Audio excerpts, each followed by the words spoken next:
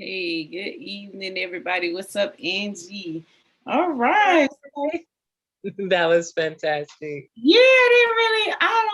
I should have. I thought StreamYard would do like much better. Oh man, Yeah, I could see it now. It's no, the flash from the computer that was causing a reflection.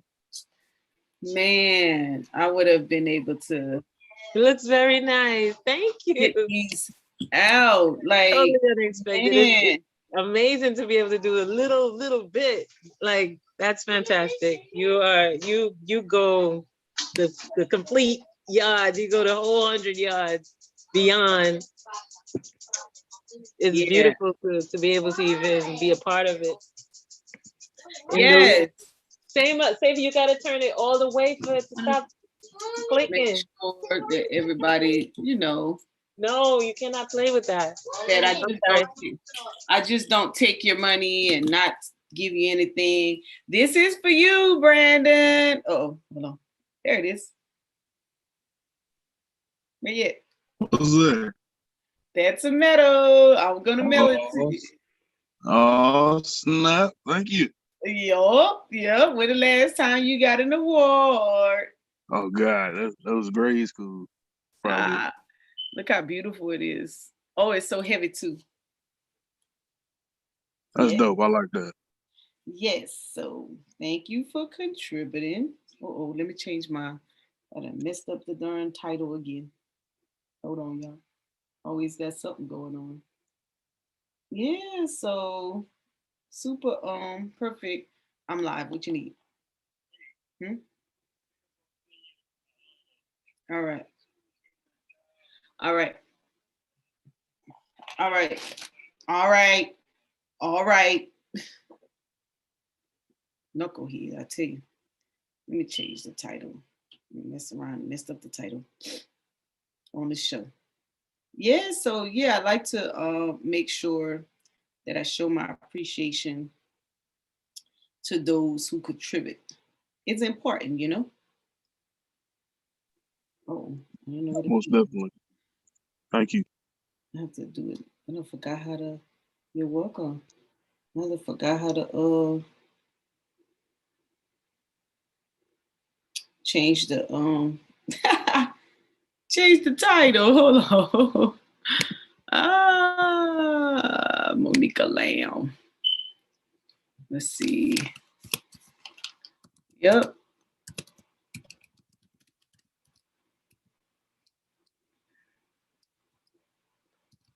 Oh man.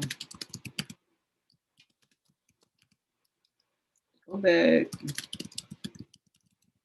Let's see if I can get it all updated. I don't know if it'll update like on the spot for the thing, but I hope it does. For the YouTube, my bad, y'all. I put the man Garfield got another 80s. Garfield doing good on. I need some subscribers. Y'all gotta help us sister out now. Y'all gotta help us sister out. I need to get 270 more subscribers. Okay, 270 more subscribers. Let's see. I thought I changed the title. Man, what a day! Did they pass the stimulus? Anybody know? I know y'all been keeping up with that news. Most definitely. Yeah, they did pass it. It just got to be signed now. Oh, we gotta be by Biden. Yeah. Okay. I gotta catch up. I got y'all making them dollars. My forward is doing well though. My option. I'm over here trying to change this darn title, but I done messed it all up. Hold on, y'all. I'm getting there. I used to be able to do this pretty good, but it looks like I'm messing it all up. Okay, I can't find it. Sorry, I have to change the title another kind of way. I think I got to change it on the desktop version. But yeah, um, there's a I haven't really been keeping up with much of nothing. Only the PPP, So for those out there who are putting in for the PPP, it's a really good time. If you don't really know what's going on with it and how it goes, I'll share some of that info really quick. Let me edit. Oh, I found it. Let me edit this video real quick so I can put the right title. Here we go. So they changed the you could put the PPP in based on your gross receipts. So I'm gonna show you guys that. We did a little video yesterday. So man, you guys, if you're not on my econ team, or man, you missed some really good information to help you out. So I changed it there. Let me switch it and change it on Garfield's. So I'm gonna show you that in 1 second. Let me get this title changed up. I screwed it up, wasn't paying attention. Okay, let me show you guys. So if you're a self-employed entrepreneur, independent contractor out there, they changed it up to help you out. Okay.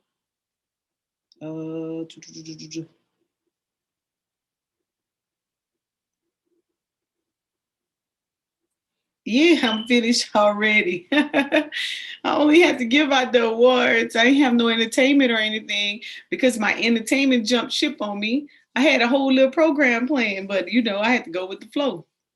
It is what it is. Only 30 minutes. It's cool. I just want to make sure everybody everybody knew what I was doing and I could get these out. Okay, let me change this title real quick and I'm going to share some information for you. Let me go here. Oh, here we go. Let me change this, edit the video. Oh, let me play it. I know everybody's like, what I look good on camera for. I'm trying to get me a boot.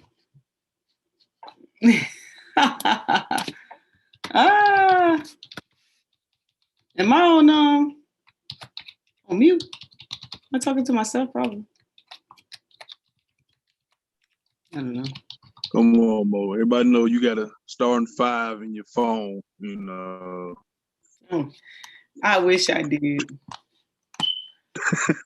I wish I did, Brandon. I don't have a start. I ain't got a starting half in my phone. I ain't even got a starting potential in my phone. That's the bad part. That's the bad part.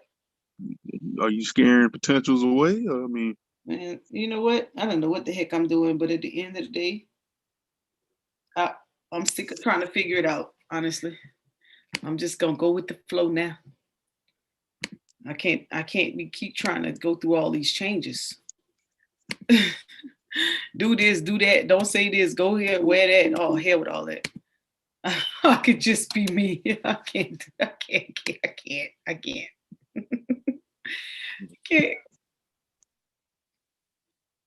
What you about to say, Brandon? What you about to say? no, I mean, you're 100% right. Somebody don't like you for who you are. It wasn't meant to be. That's a wrap, right? Yeah. So, oh man. Okay, so this is the payroll. This is the paycheck protection program. They want to protect your check. Okay. All right. So I shared some of this. So most of you all out there are eligible and don't know you're eligible, especially if you have a business, right? Make sure your bank, check with your bank and make sure your bank is offering. If you filed a Schedule C, right? Let me show you what that looks like. You filed self-employed and you filed the Schedule C,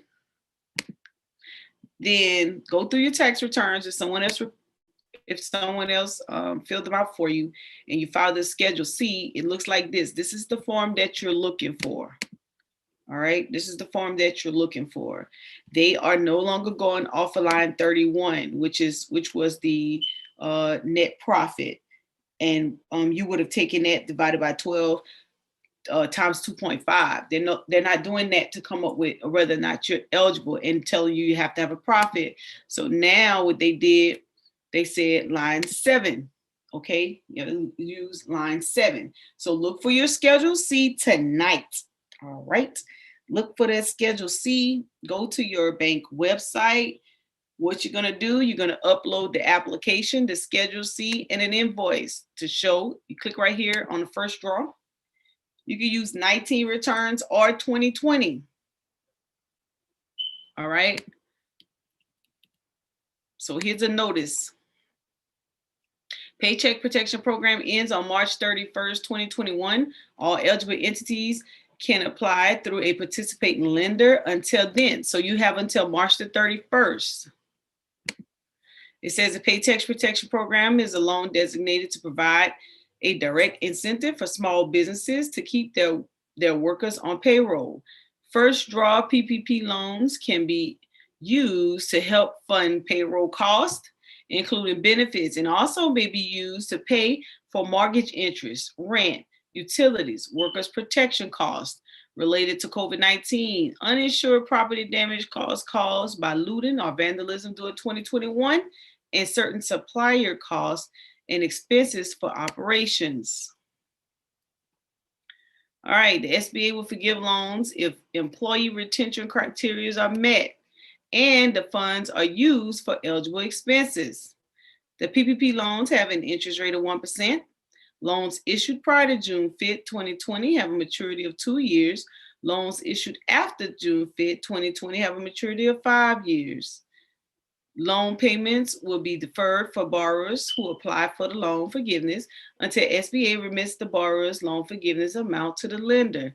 If the borrower does not apply for loan forgiveness, payments are deferred 10 months after the end of the covered period for the borrower loan forgiveness between 8 weeks and 24 weeks. No collateral or personal guarantees are required. Neither the government nor the lenders would charge small businesses any fees. Here you go. Who qualify? See, right now, this opportunity right now is for you. Sole proprietors, independent contractors, self-employed persons. See, the first time it came out, you kind of got left out. Many people didn't really get the PPP.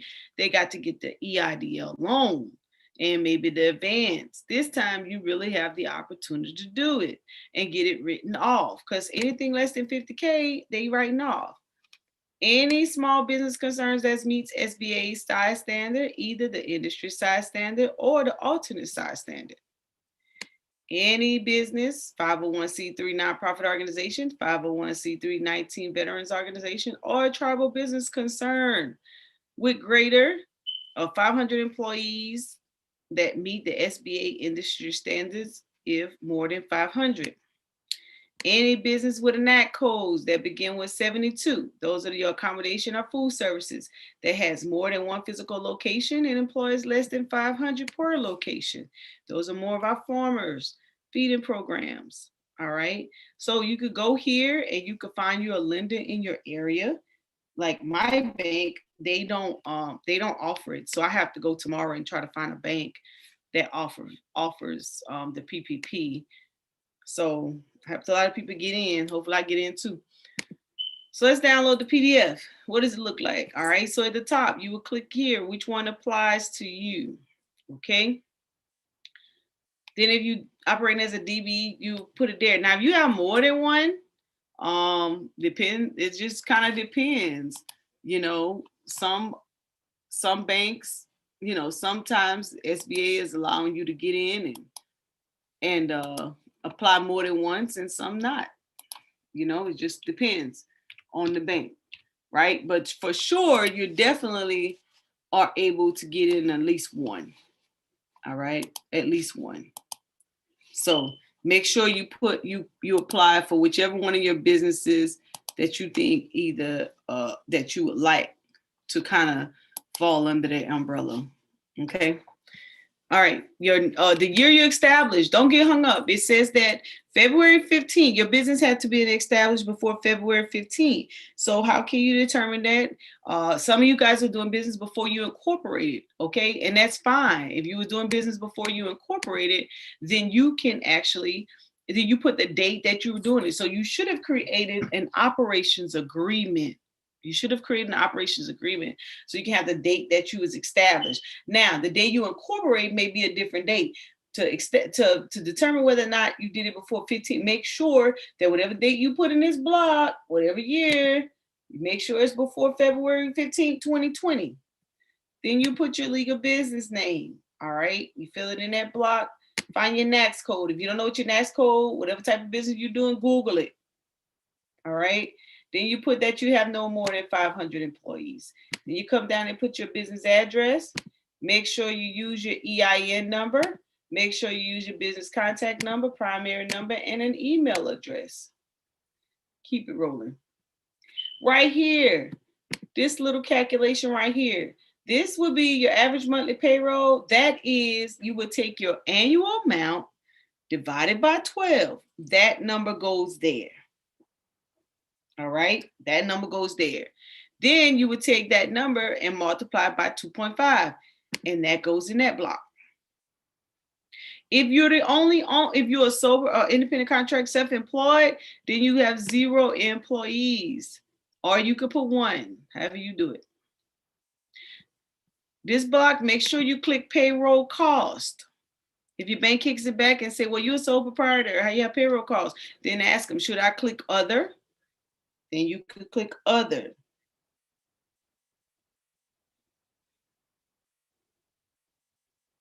Okay. Then come down, the applicant ownership. You're the only owner, you put your name here, put your title, CEO, whatever you call it, owner, founder, 100%. Make sure you put your EIN or social and your address. Keep it going. The demographic information, it is optional. If you want to fill it out, you can go ahead, put the name of your business, the position, whether you're a vet or not, what's your gender, what's your race, and what's your ethnicity. The next section deals a lot with whether you've been suspended, barred, gotten in any type of legal trouble. Okay, make sure you read the questions. Answer no if they apply.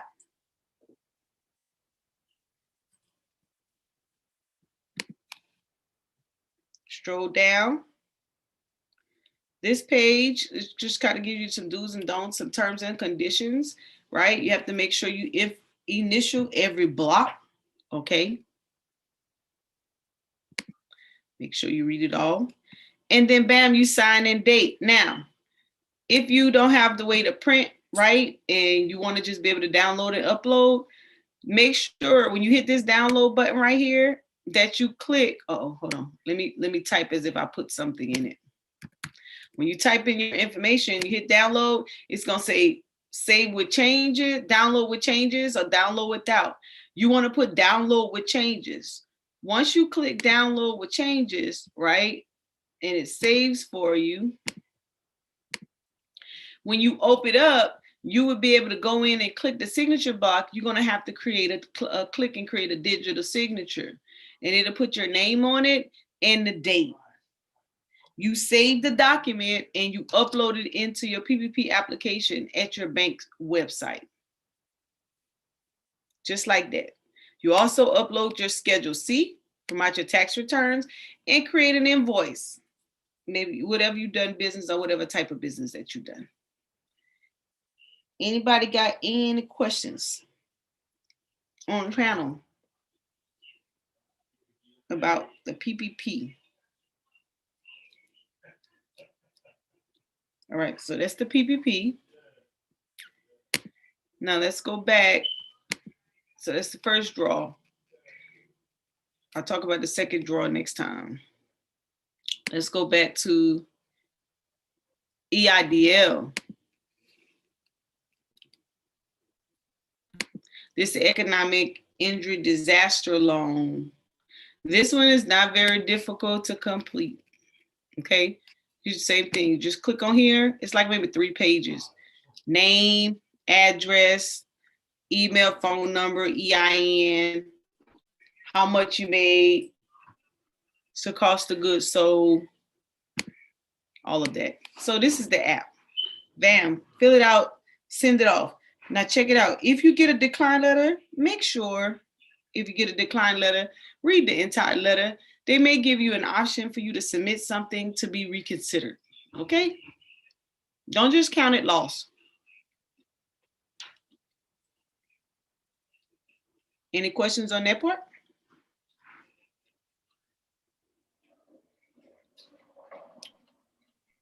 All right. Let me go down a little bit. No questions.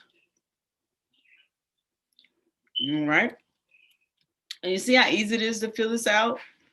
You fill this out in less than 3 minutes. All you guys are talking about some seed money or some grant money or, you know where I can find something to help my business. Bam. There it is. The pandemic, those of us who still survive, has really given some opportunities.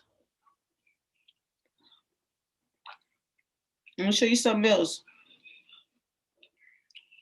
There's some grant money that just came out. It's called let me see if I can bring it up.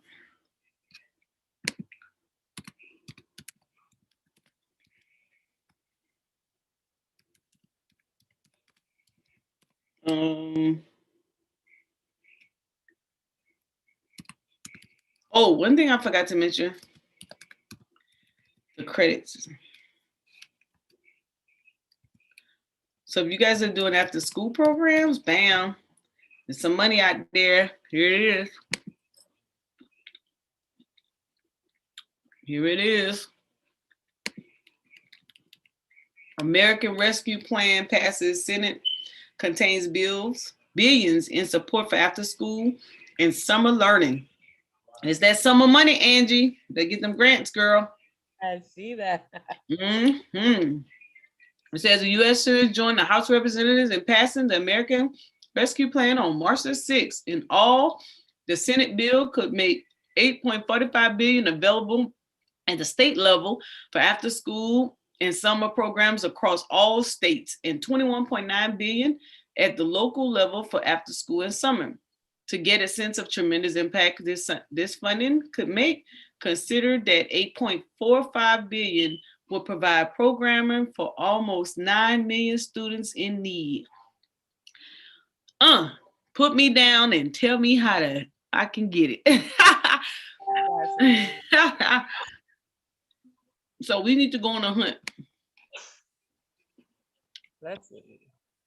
Where are these applications at?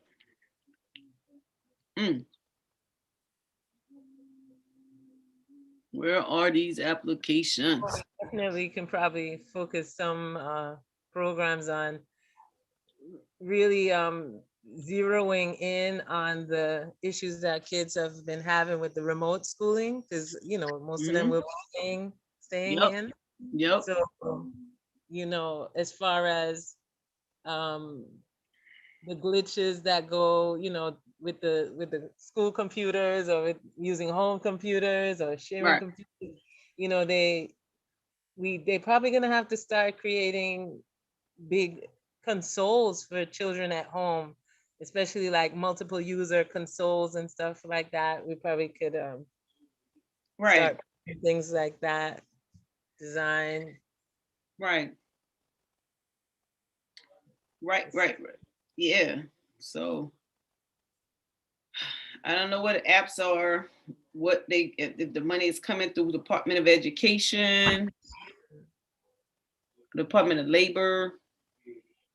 Well, I hope they have stuff for like continuing education also. We gotta check that out. Yeah. Yep. Oh, that came across my computer today. Yeah. What you guys got on your mind? I was kind of worried. Like I had applied for the second PPP, but I never got any documentation back. And I'm wondering if I put something wrong. Is there any way that you could they let you redo the answers or correct Did them? you put in your forgiveness for the first one? Stash party. Hold on. Stash party. Oh, thanks. Hold on. I'm telling you all to hold on. That's why you stash party. That's what you do. That's how you get down. That's what you're working on.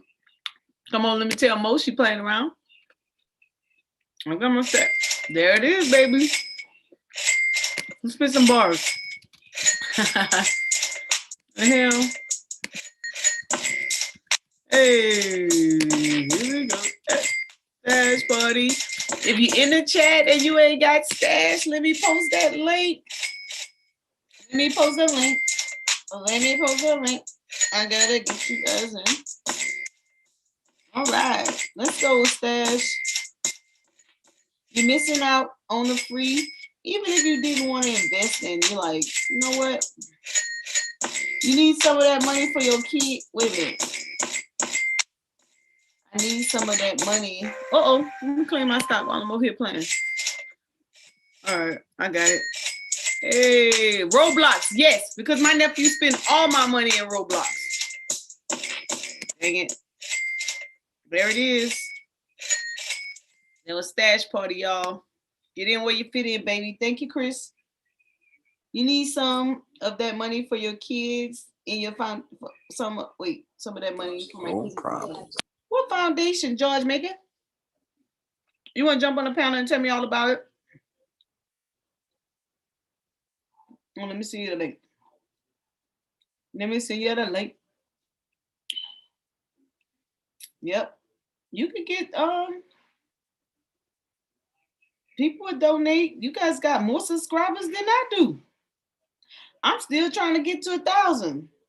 Yeah, we don't sleep on it.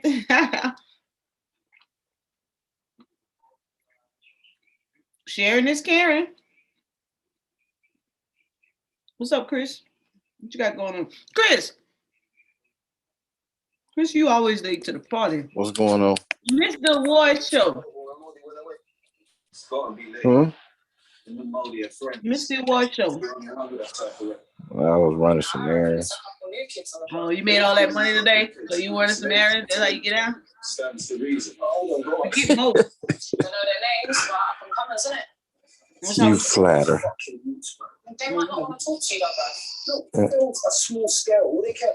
No, I'm trying to get money to be in business like you. Yeah, you applied? No, you was right. My bank ain't doing it right now. Oh, so you gotta find a bank. Find a bank. Yeah. And go open an account and go apply. Or you know what? Let's look and see like Cash App, QuickBooks, Pay, people like that. Let's see if they accepting people. I think they getting a system up, they said on the On which one? My bank, they said they I guess they're doing something with their system to get it back up to where we can apply for it. Oh, so they're not ready? No. Yeah. Not good for the home team. So, but you said it end on the 31st, huh? Yeah. You got that wrong, so. I'm trying to see. Yeah, you got I think PayPal. Let's see. Let me see if QuickBooks do it. Hey, y'all need to get that brother Jeremy in here. He be asking a million questions in the chat, but don't never be on the lives. I don't know, buddy. What you want me to do? What you want me to do? Nothing, I guess.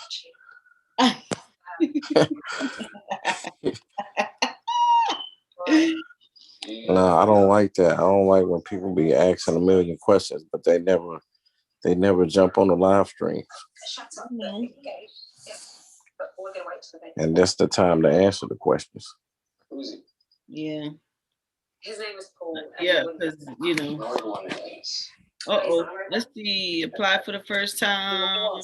Approval. Okay, let's see. QuickBooks might let some people do some things. I wonder how it works. Who qualifies? Yep, we know who qualifies, but are you allowing people? So we're paying them a visit, you know? Are you allowing? I don't know. I have to do some research and find out and put it in the chat. I thought maybe they got it on here. So I guess you would have to sign in. But I'm gonna check it out though. What's that on? This QuickBooks. But I know think PayPal is doing it too. You think PayPal doing it? I think all the little companies have an application. Square, you got Square? Casual, no pressure to keep in touch. I would always think about that. Oh no. Unfortunately not. I'm trying to get it where I fit in. Oh look, yep. It's let's see, PayPal accepting app. Yes, if you have an existing PayPal business account, you got a PayPal business account. It's SBA paycheck protection. We will be facilitating a new first-time paycheck protection. Sure, you better get on PayPal. Okay, I'm gonna use it then. Yup. Go through PayPal. Yes. And you could apply through different lenders. It's all about who's going to fund you first. Angie, you may want to check it out. I got an invoice on PayPal too. So there it is. Boop, there it is. Hit me. All right. What y'all got on your mind? It's my second show.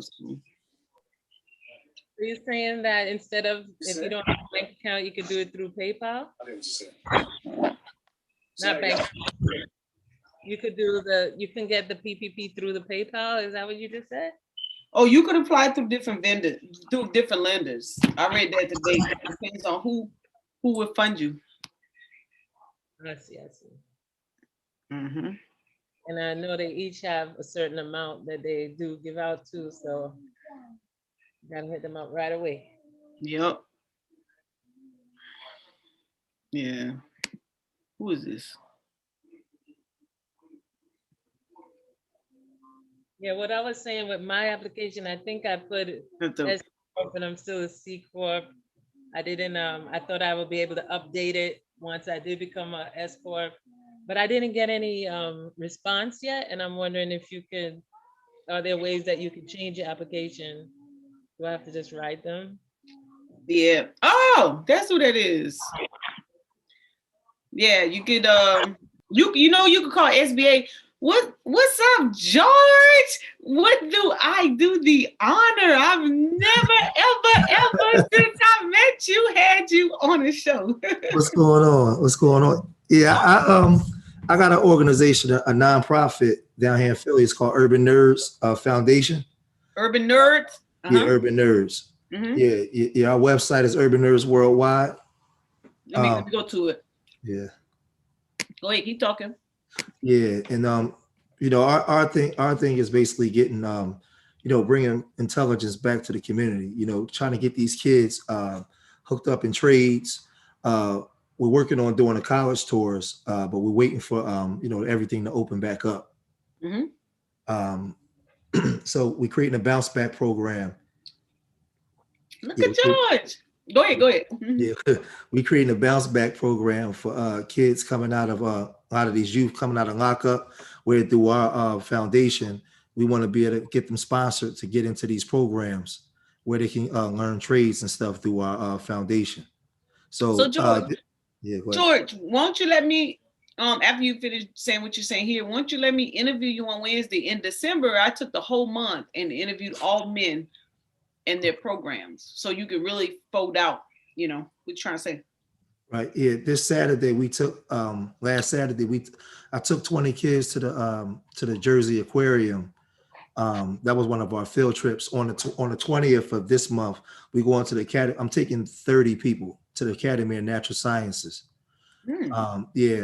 We actually right now I got a letter of recommendation from the FOP, from the Philadelphia Police Department and the District Attorney's Office.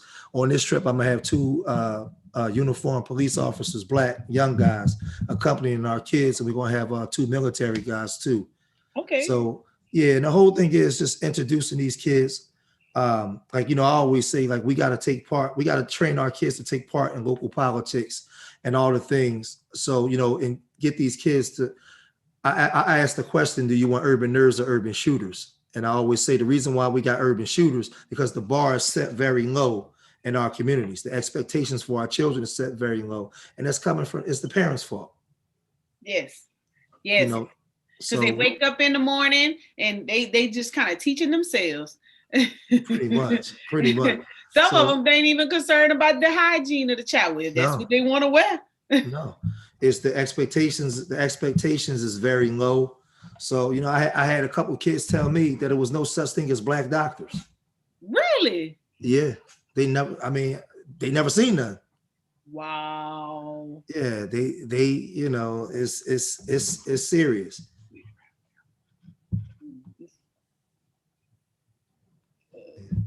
Go ahead, George. Yeah, so I mean, you know, my thing is I'm trying to do my part. The only thing I'm learning to do now that I don't know how to do is a lot of things I've been doing grassroots, just with my own money or getting money from, you know, local people. I'm learning how, I don't know nothing about getting the grant. You say is that mine or his? Is that me broken up or you, George? Can anybody hear me? You're good. It's on George's end? What's up? Okay. George, you breaking up. Oh, you dropped. Signal drop. Okay. You heard that, Angie? Yeah. You don't know anything about the grants. Cheryl is posting some grants in the chat. Multi-state mentoring program initiative.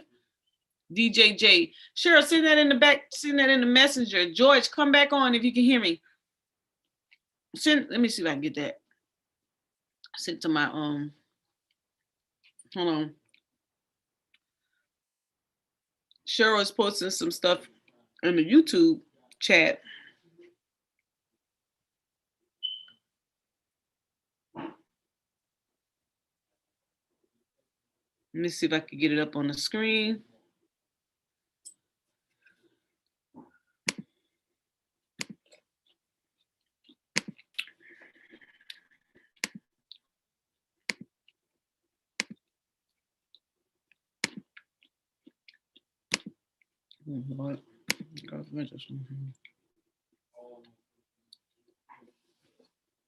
There we go. This one Cheryl just posted, Angie. You might be interested in this. I'll put it in the messenger.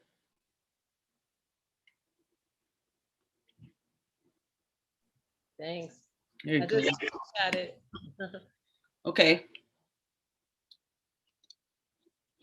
Mm-hmm. Put in the messenger. Okay, George, are you back? There it goes. It's due April the 6th. Let's see. Are you back, George? Can we hear you? I think that definitely what we can do. Okay, you stepped away. What I need to do probably, Angie, with our Tuesday evenings is start drafting grants to try to help some of our brothers and sisters out. Now, me personally, you know, I spend the time and put in some effort to get some drafted. And on the other end, we put forth this effort because grant writing takes time, research takes time. We're gonna need some contributions. So, you know, y'all gotta make some donations or something, right? Help a sister out. Specifically to Angie, definitely because of her time and her talents. So we have some grants that's coming down the pipeline. You guys just seen they pushing money out, right? So it's gonna be our job to kind of educate you on how to programmatically get your programs designed to pull in funding from different places.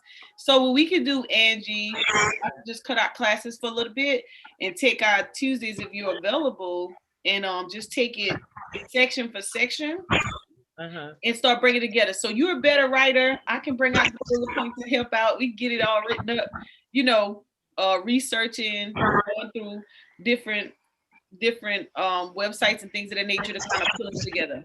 So I think I'm not sure how busy you are, but I'm on board to try to help George out.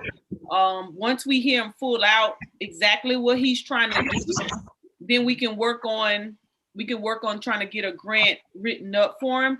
At a minimum, I do know George. And I have you in Philly, right? Yeah. Yeah, so I researched Philly before for Andre, and I noticed that Philly does have discretionary grant in the areas. So what I would want to educate you on, and I'd have to send you the link. So inbox me on Messenger. I want to put you in my group on Tuesday evenings. I normally do classes, but what I would do for this next one, I'll dedicate it to one program and trying to get some grants written up for you. Right. And specifically get at least a proposal good enough for you to present, because you already connected, seems like, with a lot of political, but to get you headed in the right direction for them to send that funding for you to have what you need as far as your proposal, your budget that you need, and being able to pull from foundational sources in your area. Angie is really good in identifying grants and a very creative writer. I'm pulling her in on board. She didn't even say yes yet, but I would tell her that's me right there. Look Saturday at with a group of kids. Saturday. If y'all can see it. I see them. Yeah, that's me. I like those hoodies. I have to get me a hoodie. Yeah. Yeah, like everything that we sell go directly to the foundation. We've been doing it on our own. I know. Like, yeah, we've been doing it. You know what's good about that though? Because when you could show a track record, it gives the funder a want to fund you. It's just a matter of how to put that thing together, because you're so used to being on the ground that the administrative piece kind of goes over you guys. Yeah, because we want to do the college, the Black College tour. So we want to definitely need the funding for that once they start opening up. And I want to take the kids to DC to that museum down there, African American Museum. I got to see it last week. But one of my business partners showed me. I didn't get to go in yet, but is it open yet? I don't know. It's probably not. Yeah, because I'm waiting for them to open it up, because we're just trying to move around into. But my whole goal is getting I want to get kids sponsored the trade programs, and we also got we're putting together a skateboard tournament this summer. Oh, wow. Yeah, see, my goal is there's a lot of people that do basketball. We ain't doing basketball. Yeah. Black people play basketball like it's nothing. I want to get the sponsors out, because we're going to take urban kids and bring the nerdy kids, and we're going to bring them together with skateboarding. And then we're going to reach out to I need to be a vendor. Come out there and sell some smoothies. We're in the we want to reach out to a couple of these organizations, because we want them to sponsor during the summer. We want to get 10 of our kids into like a tennis camp and a golf camp. We want to go into all the different stuff, because that's where the sponsors come out to. You get some kids from North Philly or from Camden, New Jersey, and you got them playing golf. They pay attention to that stuff. They ain't paying attention to no basketball camp. Right. There's I know I've run across grants for tennis and golf and things that they specifically in. So it's just a matter of going out there and look for some things. Angie. Where Angie at? She around here somewhere. Yeah.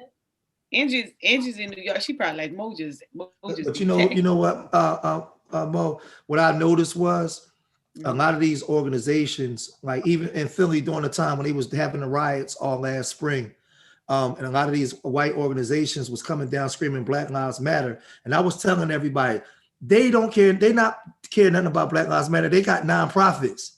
and they're making money off of Black grief. Because what I noticed was that money was being allocated to them, but they wasn't putting it back in the community. They was coming in, and it was unrestricted, so they didn't have no accountability. Right. They was coming in the community saying that we care and was getting the money. That's why you see Mike Brown's father saying we need $20 million.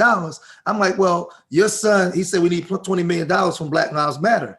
And I was telling them, well, you see all these different chapters that you got real good Black people doing work. The money's going to the top, but they're not putting that money back. But I blame them because I said, if your son's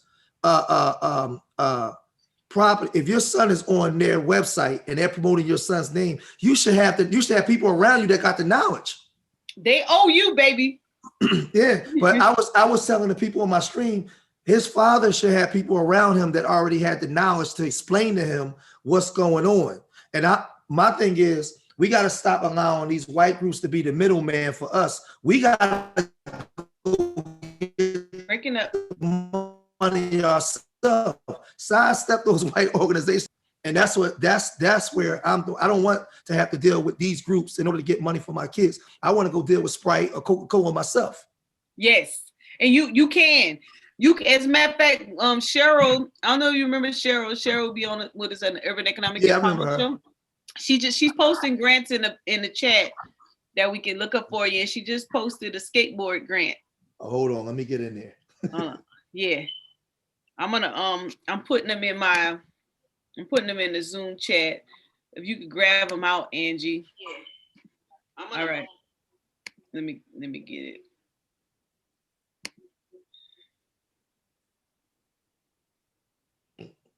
Yep, I need all this. That's what I'm learning how to do now. Now I got I got the nonprofit, the 501c3. I got all my paperwork. I'm on paper. I'm just learning now. And I had the guy that did my stuff is a grant writer, but I actually want to learn how to do it myself too, though. If you let me do it, I would have showed you the whole night. Yeah, you would have been already right now. Yeah, it was a brother from my old church. He's a professor at Villanova. Yeah. Yeah, he did it. I had to go back to the church to do it because I was kind of sad I couldn't go to the Black Power Brothers and get nothing done. Don't you say that, George. You just ain't never been paying attention to me. That's all. No, you know what? I'm gonna tell you what it is. I always knew that you guys was doing it, but at that time when I was doing it, I wasn't even thinking about it because I haven't talked to y'all so long. Right. Because listen, I have not stopped going live on Wednesdays at the Urban Economic Empowerment. Matter of fact, we did like a whole series last year dedicated to writing the proposal, the abstract for individuals. But it's fine, in good timing. But I'm gonna tell you how things is met, because out of nowhere something said, let me just type in Dagger Squad and see what the hell they doing. And really? I typed it in and you on. Yeah, I ain't been on this channel like a year. What? Did you see my award show? No, I this is my first time being on it in like a year.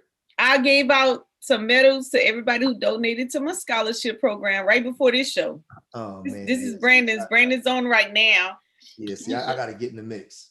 Yeah, they donated. I give out $500 scholarships to students, high school graduates. See, this Garfield's. So I gave out. So I have about, I don't know, maybe 19 medals and maybe 6 of these bad boys to my top donors. Yeah, I did a little award show right before this. It's really cool. That's my way. When you show people you appreciate them, you don't just, like you said, those organizations get money all the time. They never, share their respect to give back to anybody in a community that's given to them. And so being a part of the military, we always get awards when you do great things.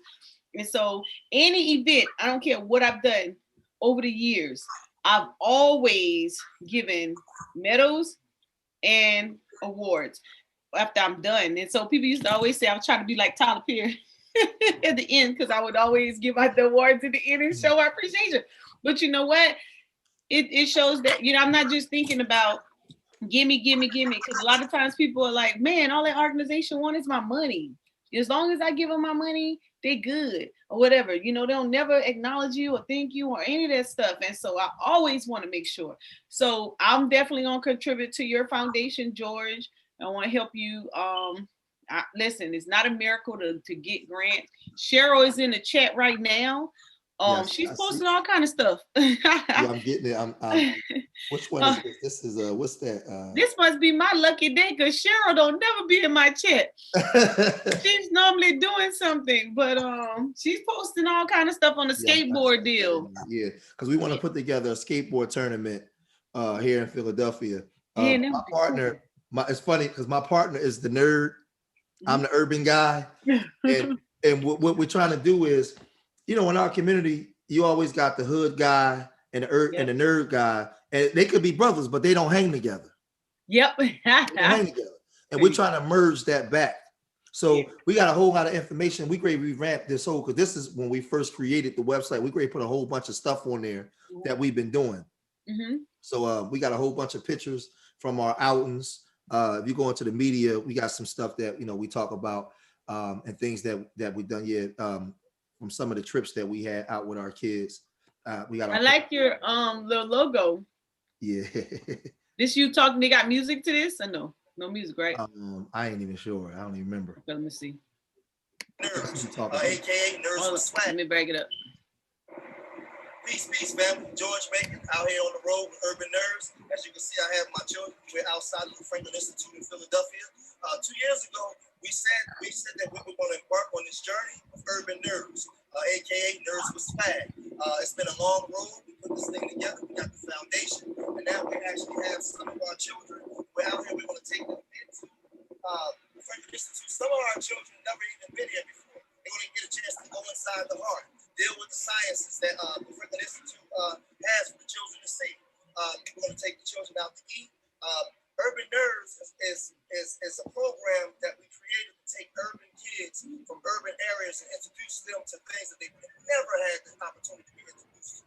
Some of our children live in inner cities where they'll never see the inside of a college. They'll never see the inside of a museum.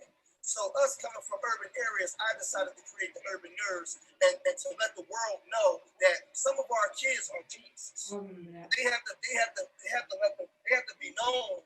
It has to be let known that they're geniuses. We have to pull out their genius. We have to tell these children that they're smart. We have to introduce them to the sciences and the mathematics where they can excel, where they will have the same opportunities that other children will.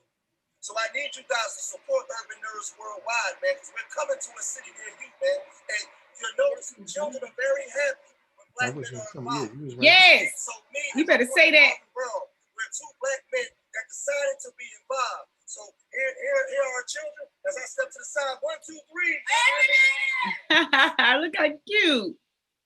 Yeah, pause it right there. Yeah, we got there you guys go. Those are the YouTube channel. Yeah, we had a reading program in my living room, and we got a video up there. I think I'm reading to the children. Okay, wait. Let me find it. Go ahead. Keep talking. I think it's that one right there. No, that one, the first one. Yeah. The college tour education one. Right. I think that's the one. I think. Yeah, I know, because yeah.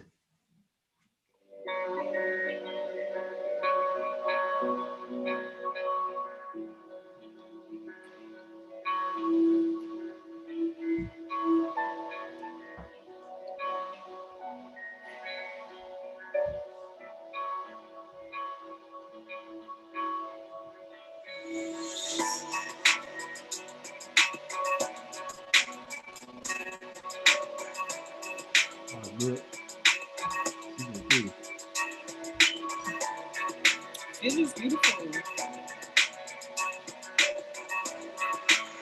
Peace, family. George Macon at you again, aka this a year later. No Excuse, Just Produce. I'm standing outside the University of Drexel here with my partner Marvin Brown on the What's going on, y'all? 2 years ago, we embarked on this journey of Urban Nerds worldwide with an intent to introduce children from urban areas to higher heights and a different viewpoint in life. We're attempting to take these children on college tours. Philadelphia has many colleges in the city, mainly Drexel University, Temple University, the University of Pennsylvania.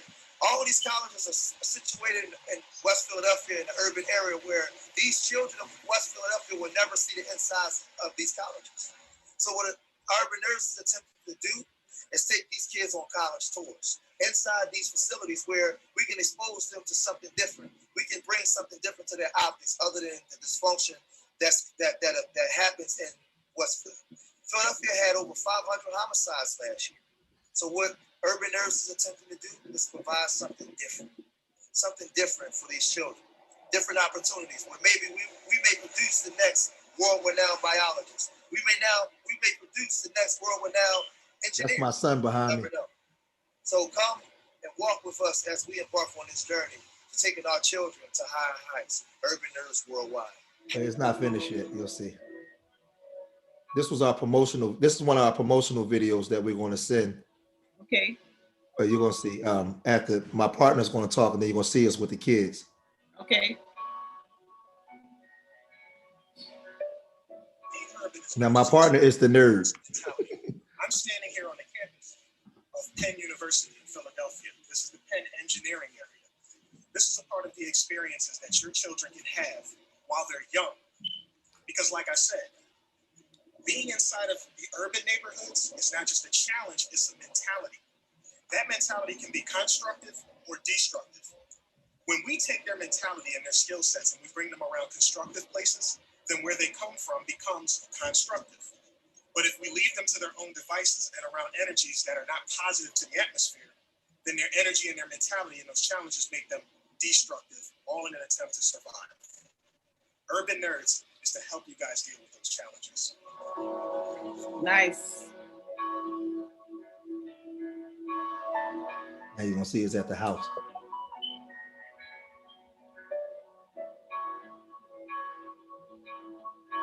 It was cold as crap out there that day too. It's the stuff I do at my home.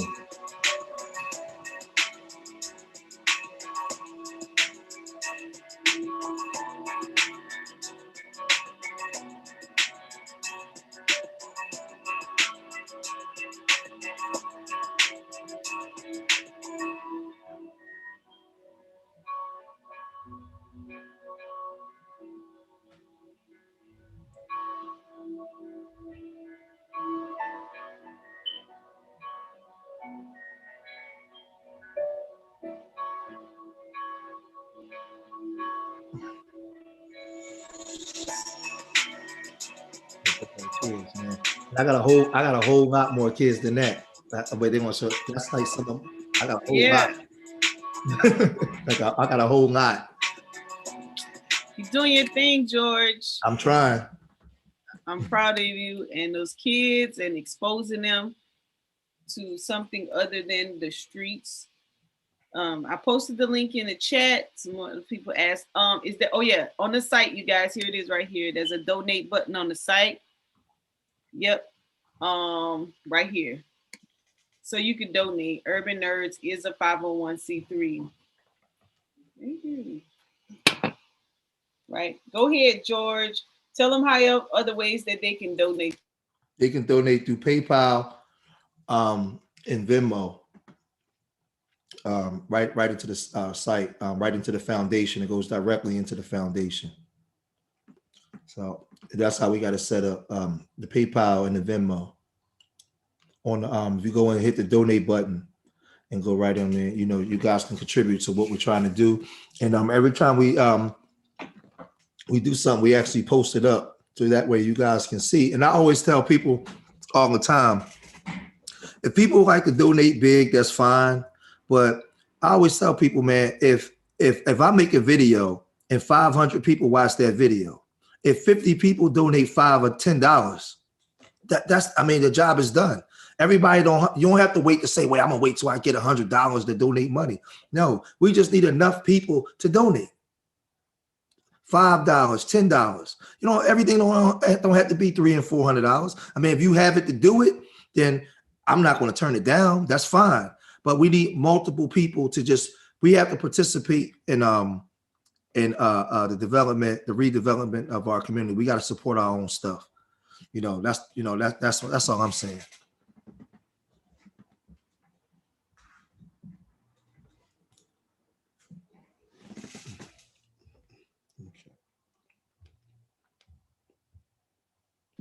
Man, George, listen, you're absolutely right. It really don't. And you know what?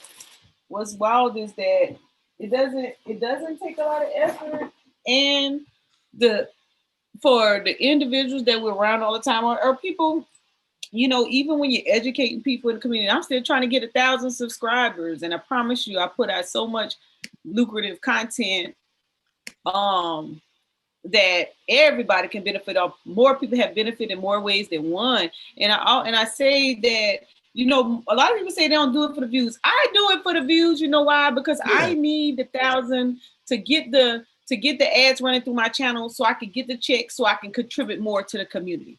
Everybody has their own way. So I am doing it for views. I do want to check. I have scholarships to give out. I have 5 I'm giving out April the 1st, $500 a piece.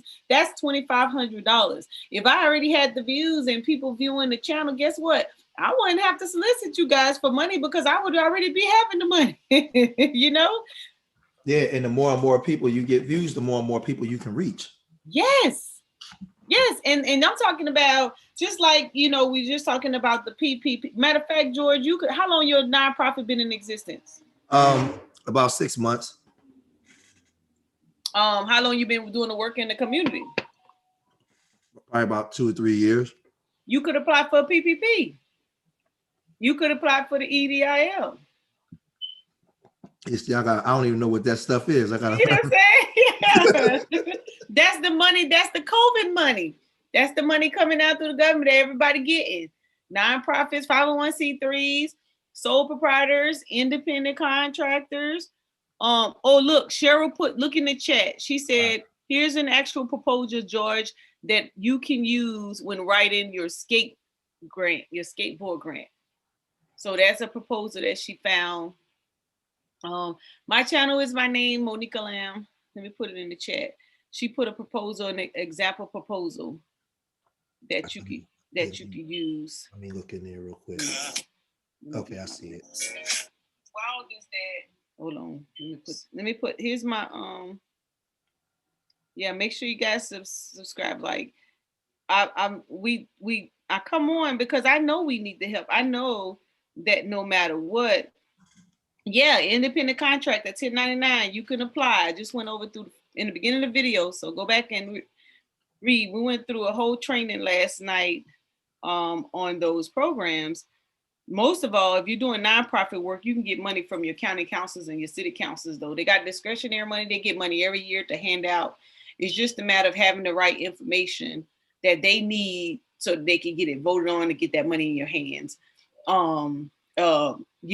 There's a few, what you spoke on earlier, George, in reference to those organizations that made millions and billions of dollars off the back of our struggles. And that there's, where was I going with this? That's where I was going. A lot of the corporations right now decided that they want to give back and pour into the communities. So there's a lot of companies, a lot of corporate or foundations who have a whole bunch of diversity money for community development. It's just, like I said, it's just a matter of putting a proposal together, or like you said, setting up a meeting with that CEO or whoever's ever over programmatic funding and getting them to pour into your program. But like they look for that abstract, that proposal, something written, put it in their hands, letter, cover letter with that proposal and that budget, so that they can know what they're working with. And then, being that you already have a track record, you go give a presentation and show those videos, man, it just went over those people hard. Angie, you got something you want to add in reference to, other than the proposal or cover letter, budget?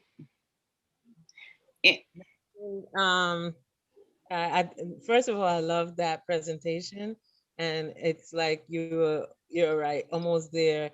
And that as far as the cover letter, I mean, for a 501c3. Mm-hmm. When you're going to present, so when you're going to request to present to, let's say, Blue Cross Blue Shield. Yeah. Right. Yeah. Well, I'm sorry. Go ahead. If you have certain companies in mind, of course, you're going to keep a list of those companies, because included in the proposal, we'll put like you'll put down the other people that you're soliciting. They need to see that. They need to see who else you're going to be contacting regarding your project.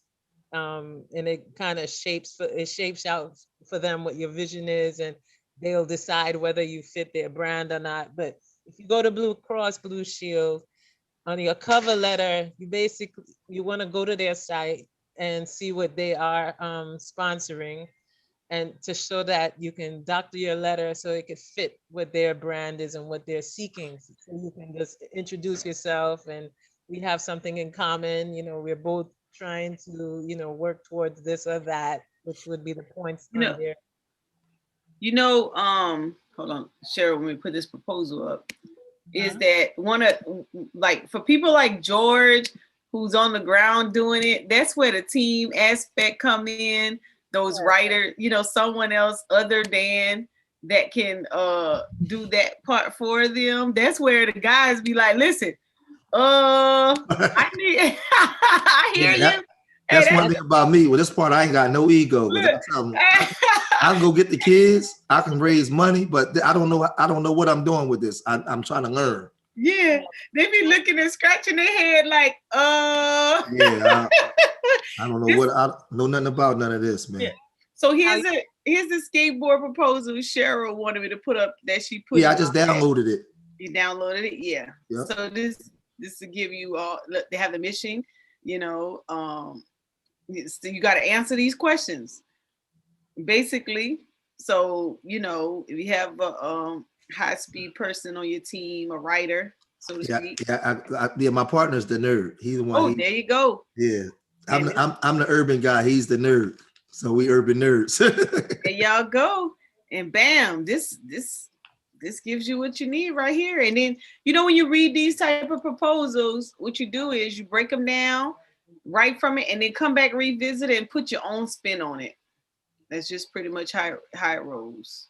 Yeah, because that's what I'm like.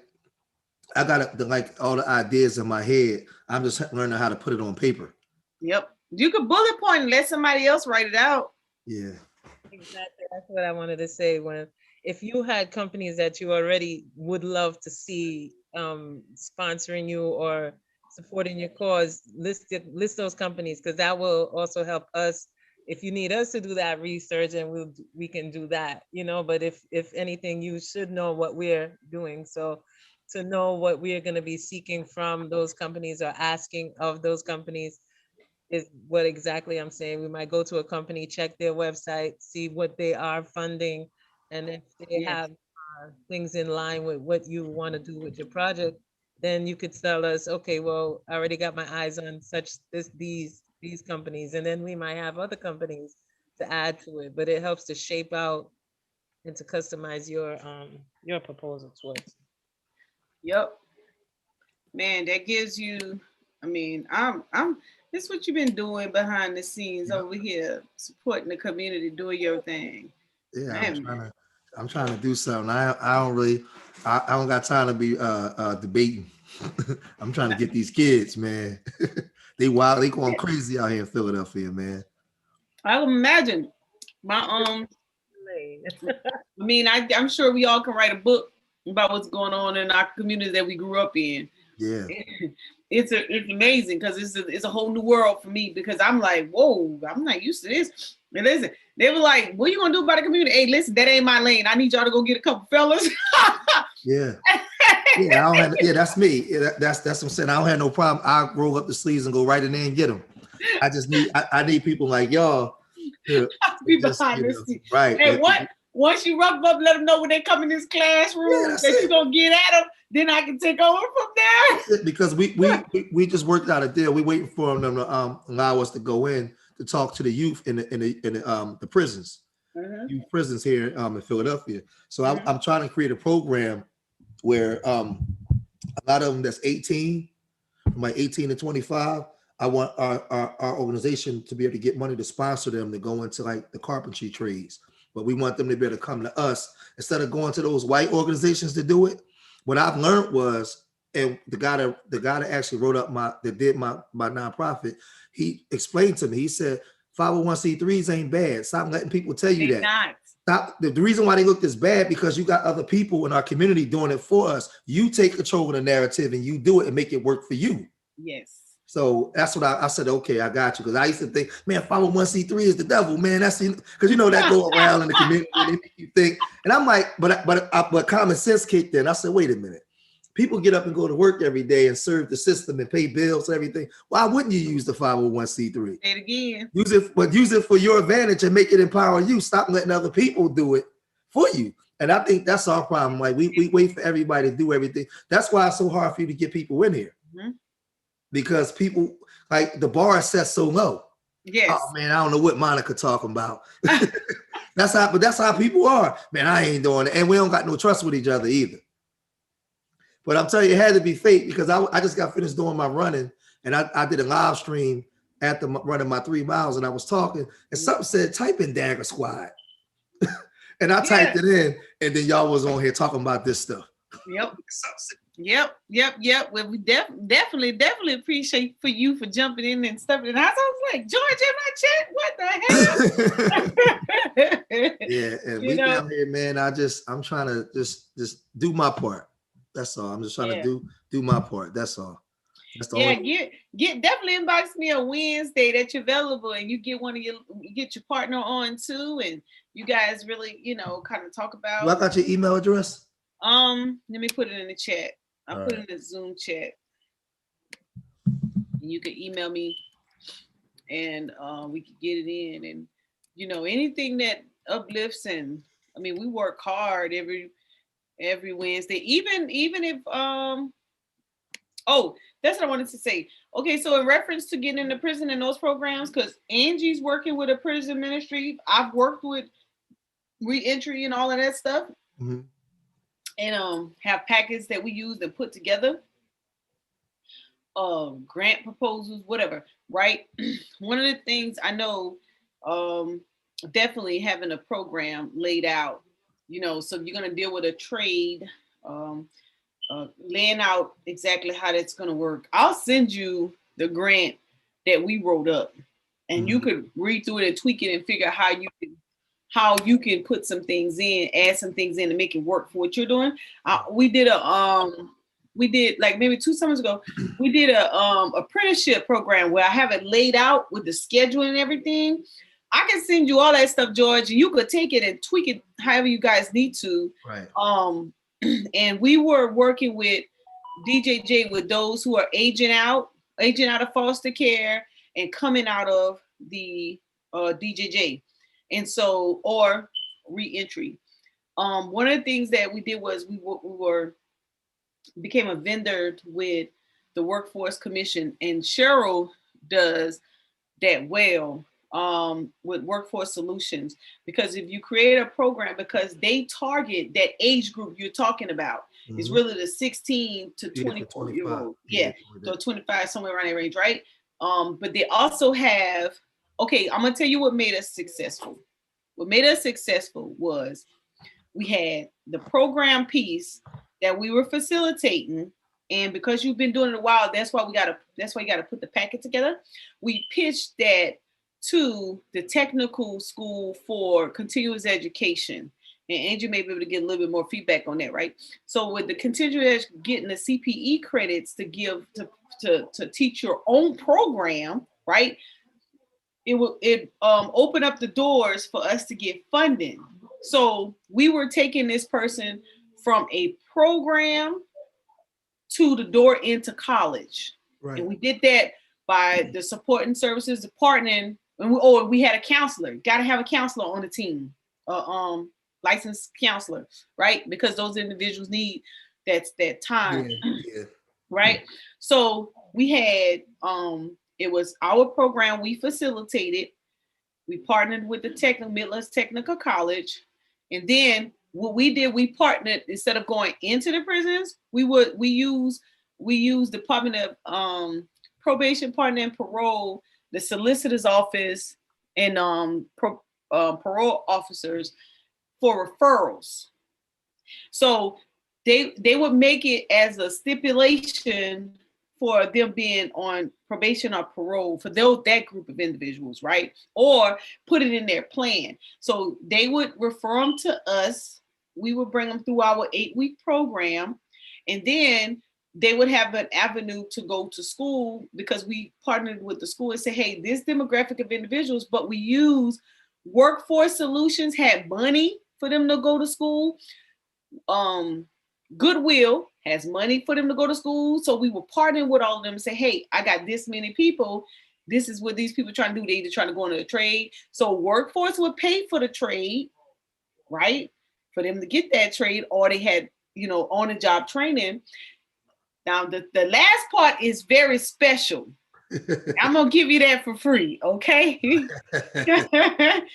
Part of your nonprofit has to have a employment piece, because you can so with your program that you create, even if you don't get accredited, right?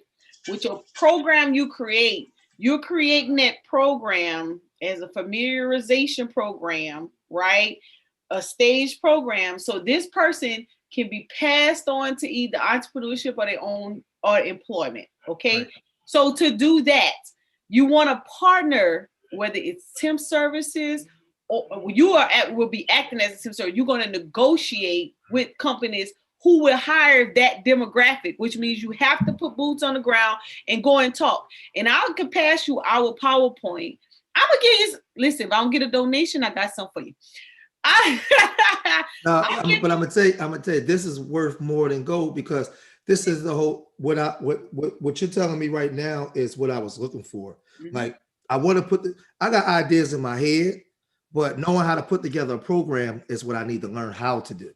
I'll give you one, and you could just take it and we could talk. Right. So you're gonna have to spend some time with me on Tuesdays. Even if you jump in for just the first hour, I'll make sure that the first hour is geared towards what you're looking for. Because that's what I don't have. I have ideas on what I want to do and take kids, but having a solid program, I don't have that yet. I'll help you draft it and bring in the idea of how that actually works. Right. And in actuality, you do have it, you just don't know you have it. Okay. Someone has to tell you the structure, and you be like, oh, I'm already doing that. You just didn't know that that's what it was, right? Yeah. So to bring that in, we have a PowerPoint, and I can share it because Dr. Johnson, who's now Representative Johnson, he actually dissolved his nonprofit. You don't plan on going back to it. So I have all the information or whatever, and I ask him, hey, can I pass this on or whatever, right? And so it's packaged, and you will see the PowerPoint on how we used to go out and negotiate with these companies. So what he did was he found all the companies that will hire that demographic, because they come with records, right? And with those records, there's certain demographic. But guess what? See, corporations are smart. They understand that they could get $1,000 per person if they hire that individual. They understand that Workforce Solutions will give them half of that payroll back if they hire them. See, we just the only ones don't participate in the game. You think Amazon hiring all them felonies for no reason? You think Amazon ain't paying no taxes and making all that money for no reason? Hell no. They getting half their money back. Right. That's why they hired them. Not only are they getting half back, they're getting $1,000 per person. Heck, I can hire all masses too. Right. So that part right there is what I want to educate you with being able to connect to those businesses. And what happens is so if they're going to pay that person $15 an hour, if the hourly rate you want to pay is $15, then you're negotiating with them for $20. That means you're taking $3 per hour that person work, and you paying that person $15 per hour. Right. I got you. Yeah. And I'm with you. So you're bringing money back into your organization, as long as that person stays on the job. They benefit. And the programmatic piece of it is the safe haven, that if I connect you to a job, your contribution back is that you participate once a week in a whatever program, this or that. So I had a fella on from Charleston. Remember I told you in December, I interviewed all men. Okay. And he started an organization because he's a single parent. He got custody of his son. So he started an organization based off what he went through with the courts. And So what he did was he was really good with transportation, truck driving and passing the CDL. So he started teaching Black men who were single fathers how to get their CDL, and he hired them. And after their first 4 months, however much money that they save, he matched that and gave them money. See, these are like connection wise, like that's doing things on the ground that's so beneficial to the community. Just need to get out so more people can know. So you see how he created his program based similar to what I'm talking about, what we did over here in the Carolina. I got the kids, and see all those everything that you laying out. Like I got 5 kids to go here, 5 kids to go here. I got like I go in my hood on my block, and all my homies got 1,000 kids. Oh my God. Listen, see, this is what I say. This is why I'm working so hard to get my mobility back, because you all have the audience. We have the information, and we just need to travel location and help you all take it the extra 9 yards. I would do that for the rest of my life. But that's what I've been telling people. This is like, you know, even when they was talking the conscious community stuff, this is the conscious community right here. This is the conscious community. Let's take it now and take this information to the streets so I can show up with 20 kids. I just need to, instead of me going to Becky and them, I need to come see y'all and come and say, listen, I got these 20 kids. We ready? Listen, how we going to do this? Bam. Let's get this one. Man, listen, you got me fired up right now. But yeah, so I sent you my email. I want to start definitely sending you the link on Tuesdays, try to get you framed in. Yeah, I'll come in. What to time? The best of my abilities, and you probably have said at 7.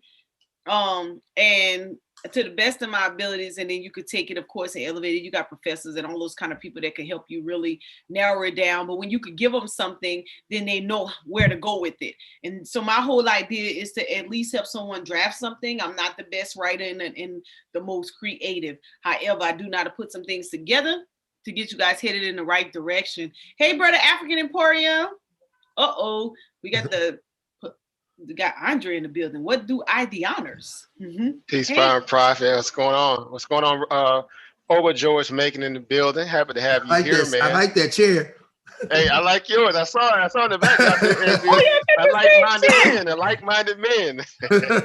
I love it, bro. Again, I'm loving what you're saying too. Of course, this is kind of right up our alley. When I say our alley, you know, those who are kind of behind the scenes but are in front of the scenes that are doing, you know, this kind of value of edification of work, are trying to bring solutions to the forefront through application, not so much just conversation, but through application.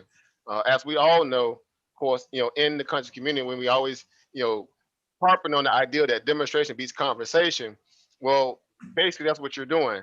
And, you know, and I love that because, again, the understanding of what urban economic empowerment actually means, the true root of it, is that we're trying to re-incentivize the aspect of the urban culture that has been kind of left to the wayside, and apply or give them some kind of, you know, tangible skill sets or a tangible outlet or a tangible business model that we all can copy and build from. And so this is great. Again, I'm excited to hear about your program. Of course, I'm definitely going to donate to it as well. And, you know, of course, on the aspect of what we do, we have, again, a conglomerate of just awesome think tankers here. Of course, and Sister Monica, obviously Sister Michelle in the back chat, Sister Angie, Brother Brandon, everybody's in here. Again, Brother Andre, Brother CJ, so on. You know, we're definitely doers. And so you're in the right place tonight. You chose to come on at the right time. Maybe it was divine intervention. Who knows? But it had to be. A lot of what you're needing, and again, I see it as a place where you already kind of got the ball rolling. Hey, you're on your way. You know, you're on your way, and whatever I could do to help as well. Of course, you know, submitting my time and my energy, I'm there. And you know, I'm obviously of the market persuasion. So if you ever need a workshop on the weekend where you want me to come before the kids, I can definitely apply them, you know, that aspect of learning how to invest in the stock market and the power that it will do for them, edification. That's that nerd side. I heard you say nerds, urban nerds. So that's my lane. I'm the urban nerd when it comes to stock investments, and we do it the right way. We don't do none of this old shade tree stuff. We go strictly by the value of the book, and we put people to work, you know, through the knowledge more so than just saying, hey, do this and do that. And so I'm welcome. I'll be honored to do that. And if you ever need that, let me know. I need all hands on deck. Oh, no doubt. We're here, man. And we got other entrepreneurs on here. Again, you got brother Andre, he entrepreneur on here. This is great. This is great. Yeah, what's going on, Oprah?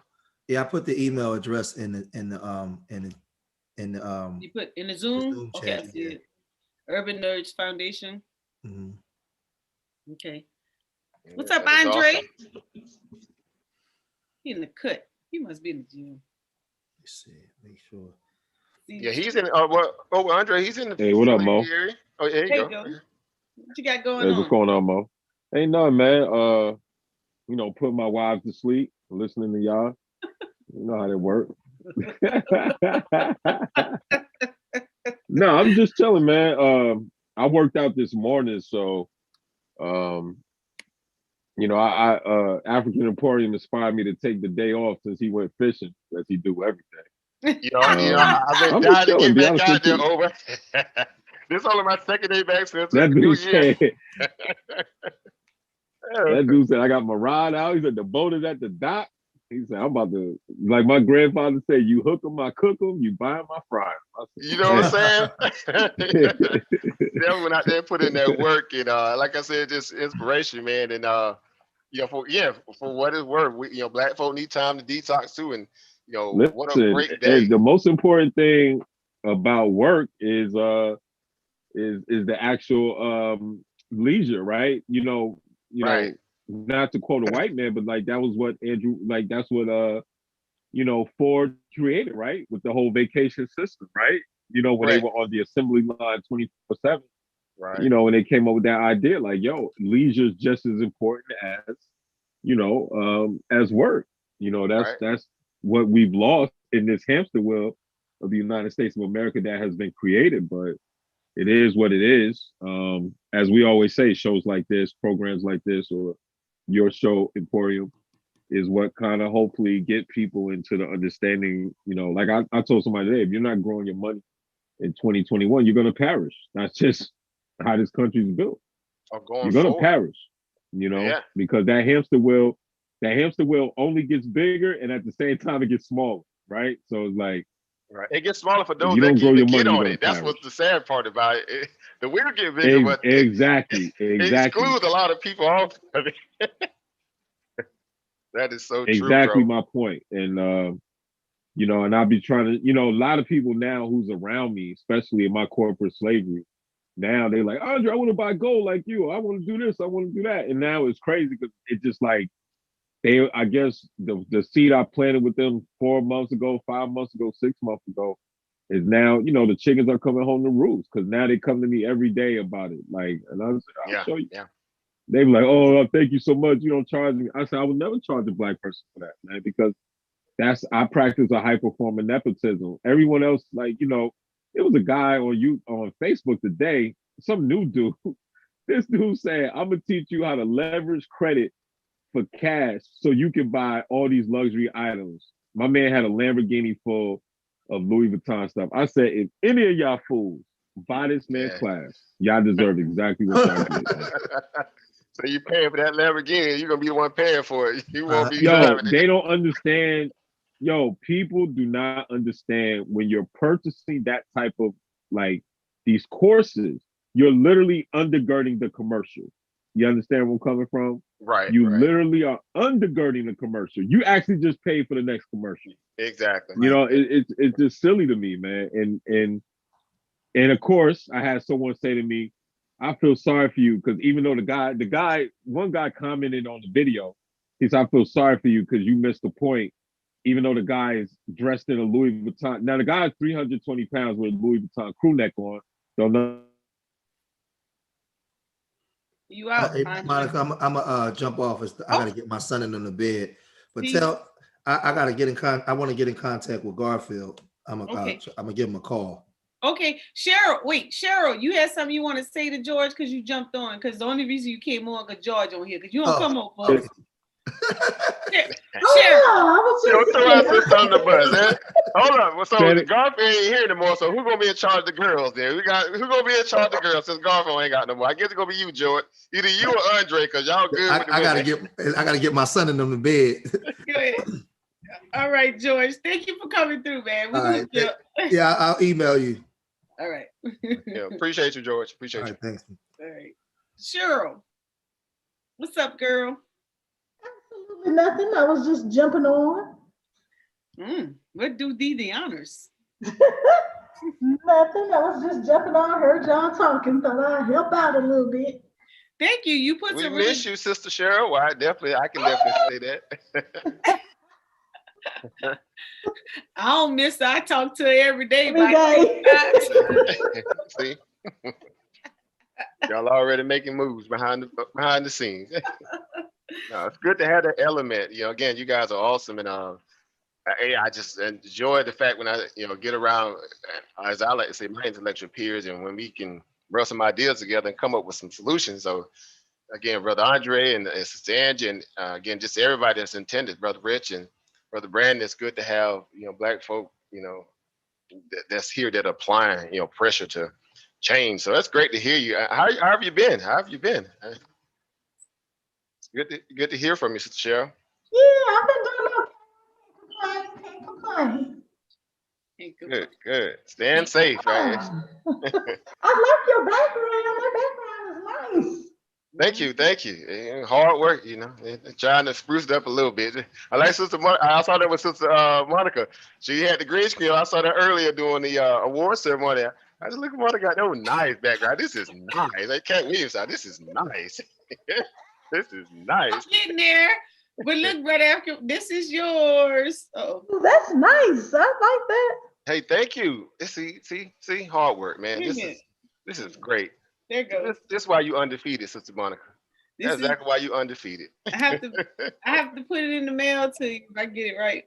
No worries. I'm so grateful. I'm gonna put that right behind in my office here so I can have it shown too, because this is again that part of community, organization and just giving back, man. This is great. Thank you for that. Seriously honored by that. Yeah. Many more that's gonna come. Yeah, at some point, we'll have some kind of investment scholarship. I've been thinking about it for the longest too. In the same light as and because a lot of the groups I used to be in, they used to gift actually trading accounts to people. People would come together and donate, and then we would just gift an account out to a person that's at a point where they've kind of ready to kind of take the next step. And so these are just kind of the same things, but it'll be great to give it to like some young kids, like kids like in high school. Get them through some level of training, and then say, hey, we're gonna give you an investment account.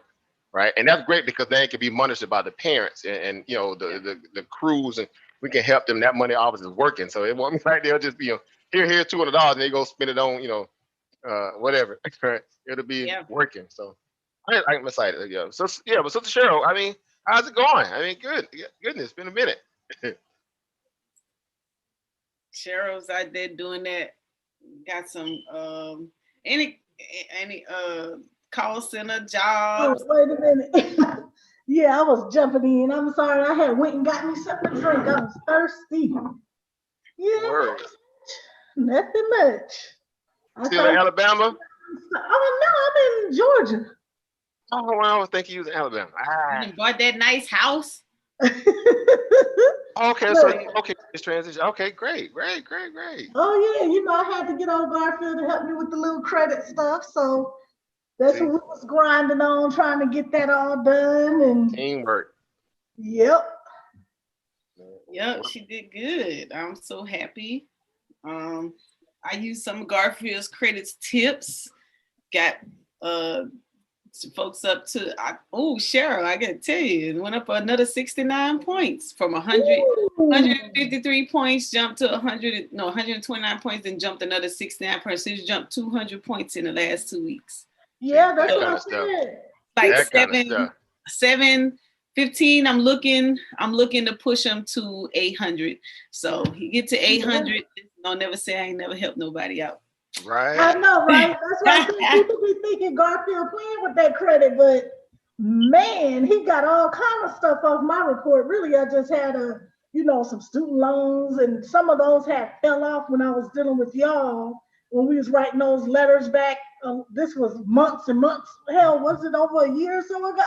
Yeah, that was back when when Brother Travis was here then, wasn't it? That was doing Yep. Brother So I Travis, got yeah. some of my loans off that way, and then I got the rest of them off with Garfield. And yeah, he got a lot of little, stuff that was just lingering off my report, and Yeah. jumped me up to the high sevens too. Yeah. That's what I'm talking We about. both was like, You know what's and weird your too? husband. You and your husband. yeah. We went through all that hard slaving and hit these jokers in to cut a check for at least 10 grand to remove some student loan off that stuff. Ain't these some dusty jokers? Yes. That's all right there. Yes. So I'm super excited. I'm like, man, your credit score done passed mine. You about to be an 8 or whatever. Well, I seen, I was like, woo, Garfield was right. I just did what Garfield said to do. Yeah, I went review a couple Garfield videos. I was like, yo, all you need to do is this, and this. Bam. Knock that out. Shoot. And right now it's the best time to do it because all that, a lot of that stuff is lax because of COVID, right? A lot of these, if it can get through the system without a whole lot, the latency of just paperwork power, but they're not really pushing back on a lot of things right now because everybody's somewhat financially indigent, even though you may have income coming in. There's a lot of things that, you can't do because a lot of stuff has been shut down. And so by way of that, it kind of slows your business up. So it's just really great to see, this is a great time to be hitting everything. Low interest rates, all that stuff is popping right now. But you know what? Mm-hmm. During the housing market is popping though, because oh my God, I wasn't ready because we literally had to put in the offer that they, we bid what they listed the house at, because we lost houses because we were like, I'm not paying your asking price.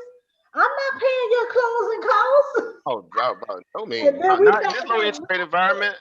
You compete for everything, and then, of course, of all things, and I would say this, in this low interest rate environment, you should not have to pay closing costs of anything. If nothing else, you should not pay closing costs, right? Because it's an incentive to get people's business in this environment, even though the housing market booming, but still, there's a lot of more lenient banks that are willing to give and help. Yeah, because we definitely had to pay full asking price, and we had to pay closing costs. Oh yeah, they are not playing, because people will snap. I know out here in Atlanta, and I'm on the south, side of Atlanta. I'm on the outskirts, but shoot, a house will go on the market in 2 seconds, it's gone. So that's because a lot of people, especially in that area, well, I would say Atlanta has always had a very avid housing market, even back, early 2000, mid 2000, but even more so now, because like I said, everybody's moving from, the metro area, and they're moving to a more suburbia regions. And so a lot of land that's still being built out, especially in Atlanta, because, I was there. It's moving fast, and people are there just for the rental spaces. They're there to claim land and look to fill, some houses with it. And so that's probably why, these people are very, very aggressive, in their lending practices and what people are offering. They got a bigger pool to pull from. So that could be one of the reasons. I'm pretty sure that's probably why.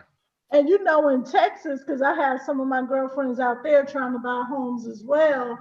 And shoot, they're doing over the asking price, which I don't know how the heck that works, because you can only buy the house for what it's going to appraise at. But they're buying the house for over. They're putting in bids for over the asking price. Right. I'm like, you're gonna go into the house upside down? I don't think so. If it's gonna appraise for that value, Right. Well, see, that's a good thing about you can't get through that process without having appraising. And so I don't care what they say when that appraiser put that quote down. Then you say, well, if they say, well, if you're going to negotiate above that, well, whatever window you want to do that at, but you better not go beyond this, then. Or you bringing in the cash, or you not getting it financed. That's the only way you can do that. Exactly. So it's kind of more of a, good earnest fee. I got this earnest money here. I know it's going through that, but let me go and put $5,000 in your hand right now. Yeah. Make you feel good about letting me lock it in. But it is that kind of market though. And then, I've been definitely, monitoring. Yeah, it is. It is. Property values are going up. I grant it. All of our rental properties are going up substantially since COVID. And I'm like, okay, this is good. But the thing is, with that, the problem is that, you know, the renters' reality is jacked up because of the moratoriums, and people who are not necessarily even financially indigent, if they can even pay the rent, they still have the ability to claim, you know, that they're indigent, right? The moratorium, right? And then, it's a, right? They talk about that, but I know when we were renting, because I was like, I'll buy a house eventually again. I wasn't in no big rush, to be honest. But when this COVID hit, all of a sudden, everybody was getting these letters on their doors when we were renting, saying, okay, the rent is due on the 3rd, but we're going to give you to the 20th to pay it. I'm like, wait a minute. If the people didn't have it on the 3rd to pay the rent, Why they go on the Jugger must be waiting to hit the lottery, so I'm gonna play the scratch off of it. I'm scratch off for 16 days. Hope I hit it. When I got that, I'll tell you, I got real clear, real quick on what I needed to do, because I started. Luckily, me and my husband wasn't affected by COVID. He never stopped working. I never stopped doing what I was doing. We kept our normal money flow coming in anyway. But it made me think, like, if something happens, these people are gonna put you out on the street, because people was leaving here left and right out of that complex after that letter. So I was like, you know what? We better hurry up and buy a house, because if it hit again and either one of our incomes are affected, I need to have me 6 months to a year to get myself back on track. I'll file chapter 13 on your ass in a minute. All right. And sit in this house for 6 months to a year, Ride it out. Well, like I say, right now, I think as of he did like an executive order decree. It wasn't added to the latest COVID bill or the previous one with Trump, but I think it's still December. Is it September 30th or December 31st? I think it's September 30th. The moratorium, isn't it? They keep saying that, but they putting people out here in Atlanta. But you know what? It depends. Well, they had that small lapse time. That's probably what within that lapse time when people tried to really. We actually spoke about that too. If they're gonna try to play that dirty road, they'll do it. They did it under that lapse time that we had between actually getting the bill signed. But technically, they were supposed to kind of hold up. But you're right. People were waiting to. Because I'm telling you, in the midst of all that, we got them letters, and on the 20th. I saw more U-Haul trucks over there than I had ever seen. People was leaving because they either lost their jobs or, something major happened or whatever. Or maybe they got smart like me and was like, let me just buy a house because y'all tripping. And you got more time. If something happened. Makes sense. I mean, the interest rate environment is prime for it. I mean, it's weird too because. Yeah, did you do it? Did you do it last year or? We just did this year. We've only been this year. Okay. I was saying because about spring 3 months. The springtime, that's when it was like they were just pretty much giving. It was just surplus. The lenders were even offering to help people play codes and claws. Excuse me. I mean, we had really hit, kind of like rock bottom. Fall when the interest rate just dropped drastically. Actually, ended 2019, into 2020. And before COVID really set in, it was just a really good market, to purchase homes. It remained a seller's market mainly, though. It was definitely a seller's market. Yeah.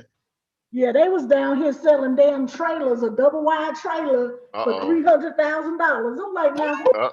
Listen, man, see, I got your brother Andre on where you at? Him and brother Chris. Don't y'all start with that cargo manium hustle, right? Y'all be getting on brother.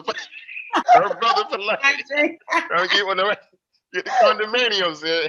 I'm gonna cut up a little bit. Like, who is buying a trailer for $300,000, man? That is, man. Yeah, that's Georgia though. Georgia is unique, in a lot of ways. But yeah, that Greater Atlanta area is popping. I can only imagine. Yeah. Well, congratulations to you guys, you and your husband. And that's what I'm talking about. Making moves. Yeah. Moves. Yep. That a lot of it. Well, like I tell people all the time, I think someone said, I think Andre said it earlier, if you ain't growing your money right now, learn how to grow it, man. Yeah, yeah. Man, okay, you know, they give you another opportunity with some stimulus money coming through. And that check going out probably end of next week too. What? From what I've already done a little research, because our course Biden's supposed to sign it at by Friday. They would actually beat him up why he didn't, choose to just do it tomorrow, but he got some other stuff he got to do. I guess he's trying to make it a grandiose event. But since he's not going to pull the rank like Trump did, he's not going to worry about having his name on the check. And so that's going to speed up the process for them to go ahead and get it signed and get it off to the IRS, the IRS, so to speak. So they can go ahead and start divvying those things out. Of course, if you already have filed, I'm sure we're going to talk about it a little bit during the show, but but you're right, Sister Monica. This is a great time. I was talking about that earlier. So if you can allocate a little bit of that money to some investments or whatever, please do so. If you ain't hurting, please do so. Because,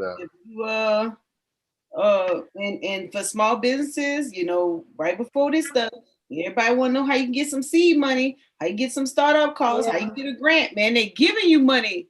Yeah, the PPP, everything popping now. Yup, on the lowest level. Look, if you use it for the proper thing.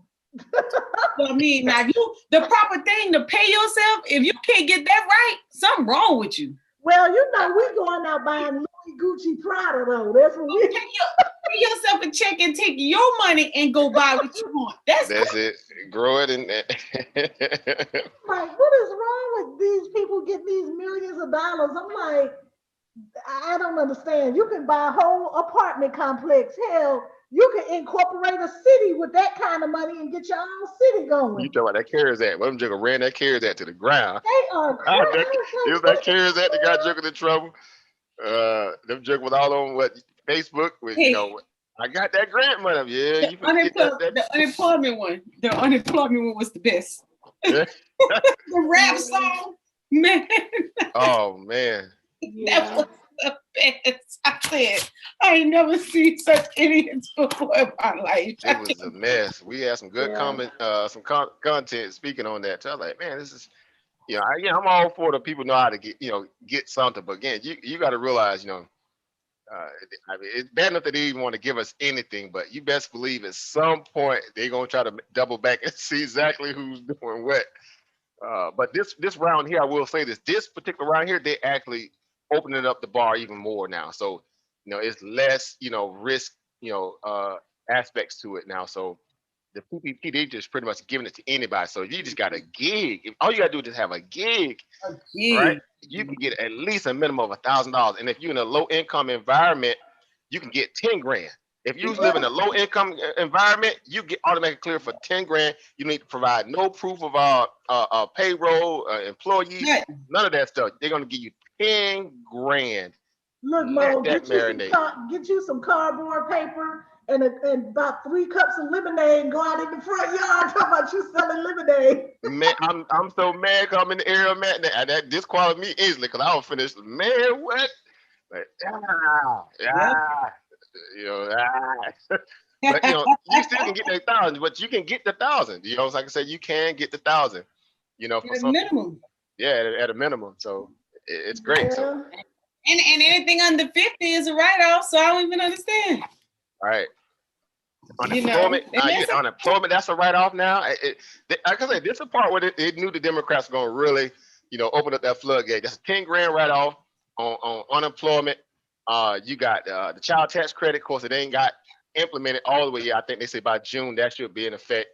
That's going to be, man, Joker's going to get paid. If you got COVID, if you took care of somebody with COVID and the PPP tax, that's another 10K. Yeah. 5 to 10K credit they're giving you back. Just all kind of write-offs and opportunities where people can get some capital and again put it to work. I would hope so. If they put it to work. You hope so, African Emporium, but fingers crossed. Fingers crossed.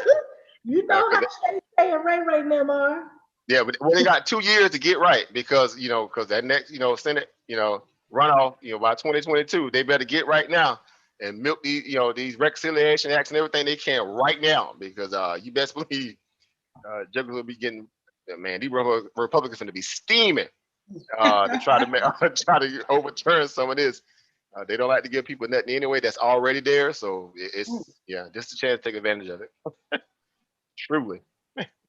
Take all the advantage. I was like, shoot, when a couple people put some out. And oh yeah, speaking of that, so if you guys getting decline letters, read the whole letter.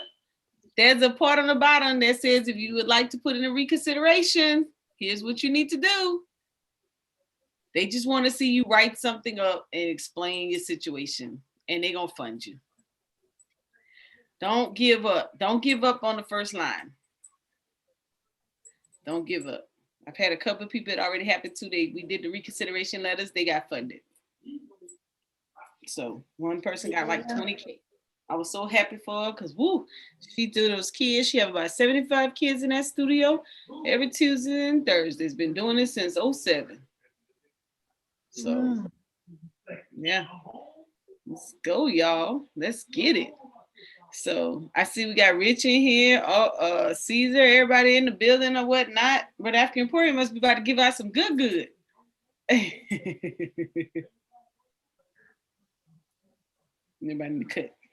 You funny. Yeah, when we start seeing everybody come through the building, he be powered up, ready to go. So they passed the stimulus. The money should be coming, I think, what you say, next week or so. Yeah. Anything, You isn't see it the under grant? 75,000? You see, huh? Anybody that's under 75,000 to get it? Yeah, you ain't getting none. You shut up. We already discussed it. It costs to be the boss. Oh, what that? I'm gonna put my little dog on there. I'm gonna put Zozo on there to see if they'll get her a check. You put Zozo. You seen that? You seen they pass all that after school money? No, I didn't see that. Look.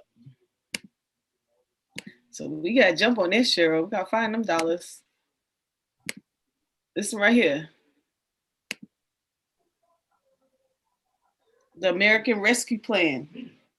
Oh, no, I didn't see that. Yeah.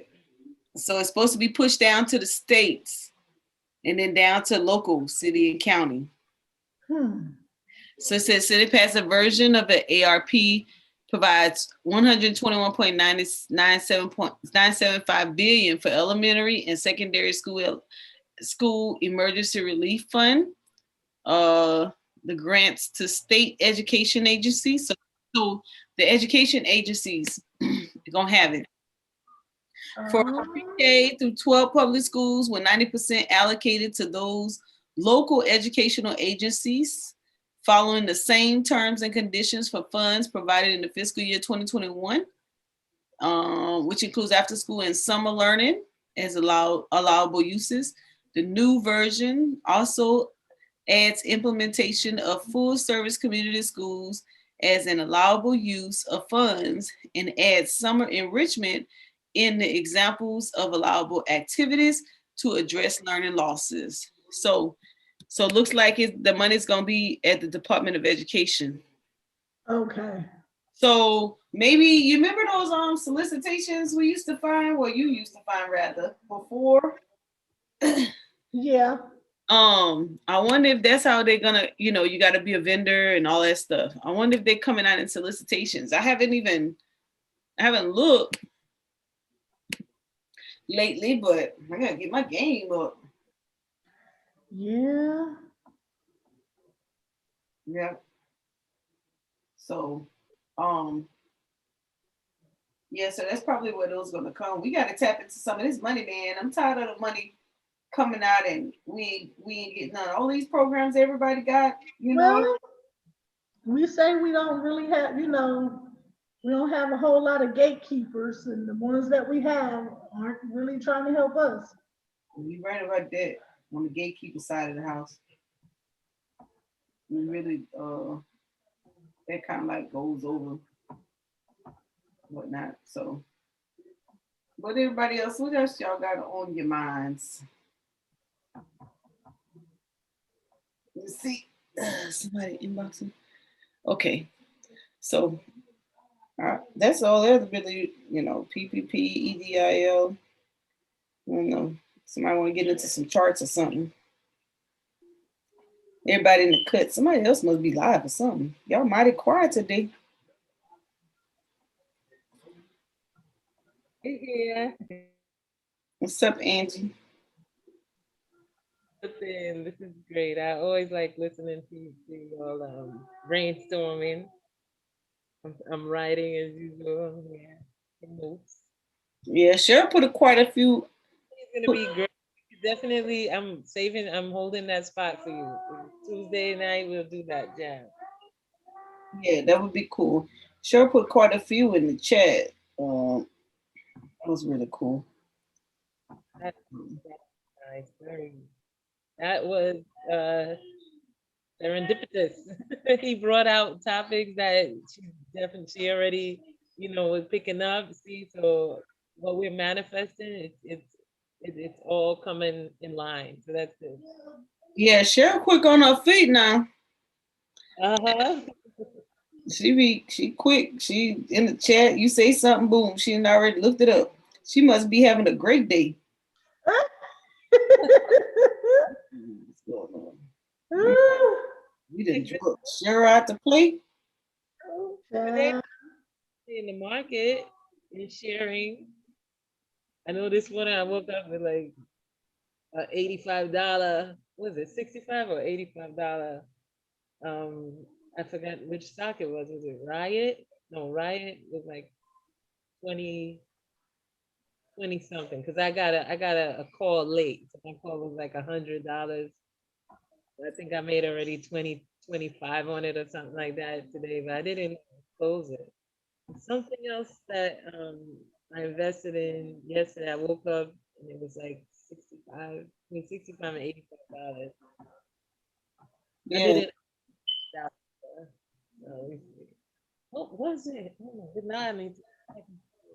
I got to get this Roblox because my nephew spent too much money in Roblox. Tell me about it. My sons too. All of my sons play Roblox. Well, my 13, he's gonna be 13 soon. My 12-year-old, my 9-year-old, my 17-year-old when he was a little younger. So all of them into Roblox? All into Roblox. I mean, Discord, Discord, Twitch, Roblox, Minecraft. My biggest son told me today that there's another gaming app called Triller that we gotta look for. I think they went public. Well, I'm not sure. I'm trying to get the information on it. They were supposed to go public at the end of the year. I don't know if they did that yet. But I'm trying to figure out how to invest in that. That one involves streaming sports live, things like that. They're already working on different types of sports events and stuff like that. It's supposed to be like TikTok. It's a version of TikTok in a way. They don't think I think it's kind of choppy right now. They're working on all the kinks, Triller. And then there's another one that I put up there. I think it was I posted something. I didn't really post the explanation. I was working on something else. Oh. Slow. Okay. E-gaming is about to be a really good. I even hate to even pitch it like that, but it could potentially become a nice little growth play. Because as of now, it will be set up like a value play, based upon what people are willing to kind of it could be like it's cyclical, right? When we speak about growth stocks as opposed to value stock, well, value stocks are more cyclical, right? They're seasonal values, right? And that's what you're getting now with a lot of the stocks that are getting beat up, like the tech sector, which are growth. You have a lot of stocks like Cheesecake Factory and Norwegian Cruise Line and stuff like that. Some of these other little off the beaten path plays, they're starting to kind of jack up, run the prices up on it because the ideal of returning back to normal, to open up the economy back up trades.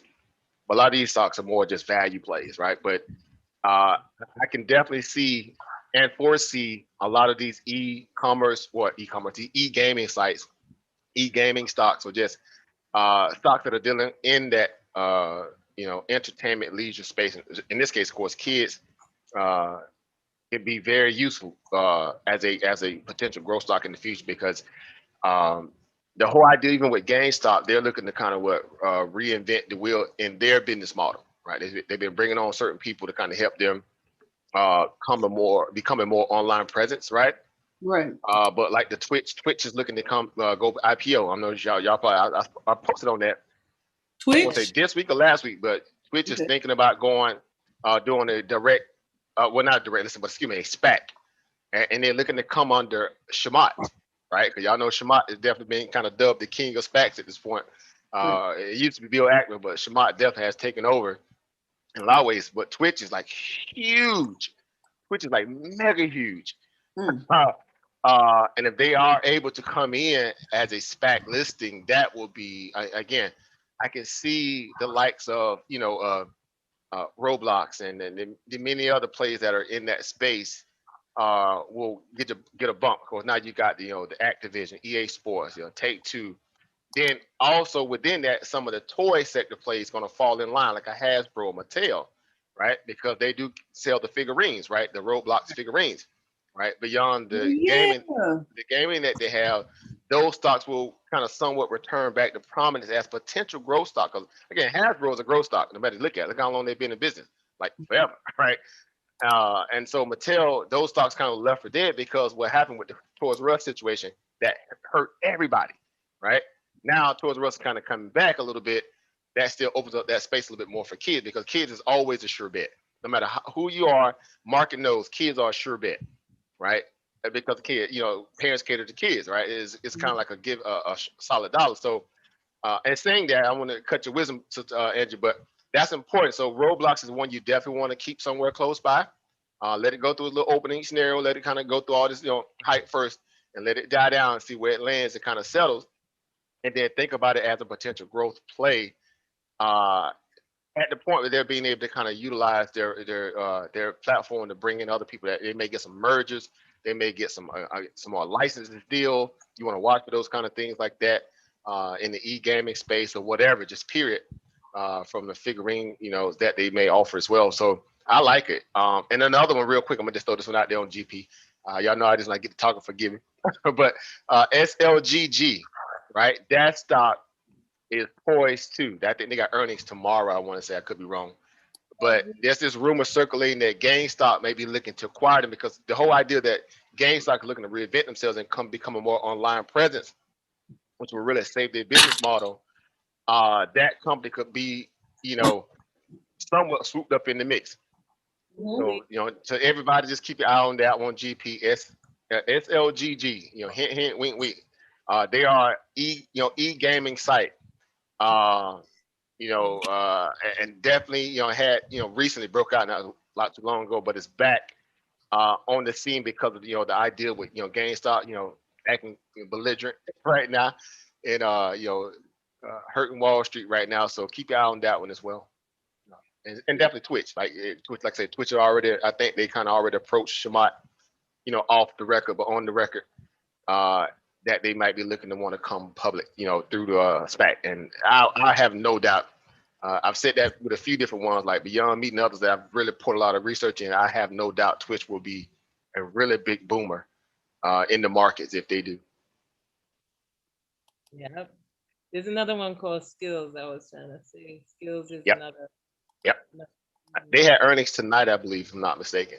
Skills. I was looking for it because my son, no wait, I think I did put something. On it. I think it might have been in my Doe app. I'm not sure. Now I'm all over the place with these apps, guys. Share your screen, Sister Angie. Share it. I can't. Let me see. I don't think. Okay, since this is on my phone, I might be able to get it. Okay, what are we sharing?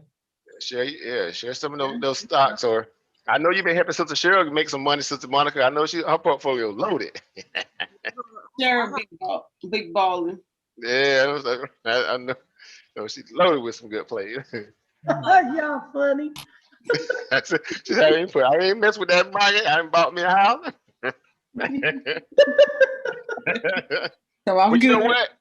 Speaking of that, because this is your lane when it comes to government grants and stuff like that, you know, and the whole ideology behind that. But I know of all stocks you might have looked at least Palantir.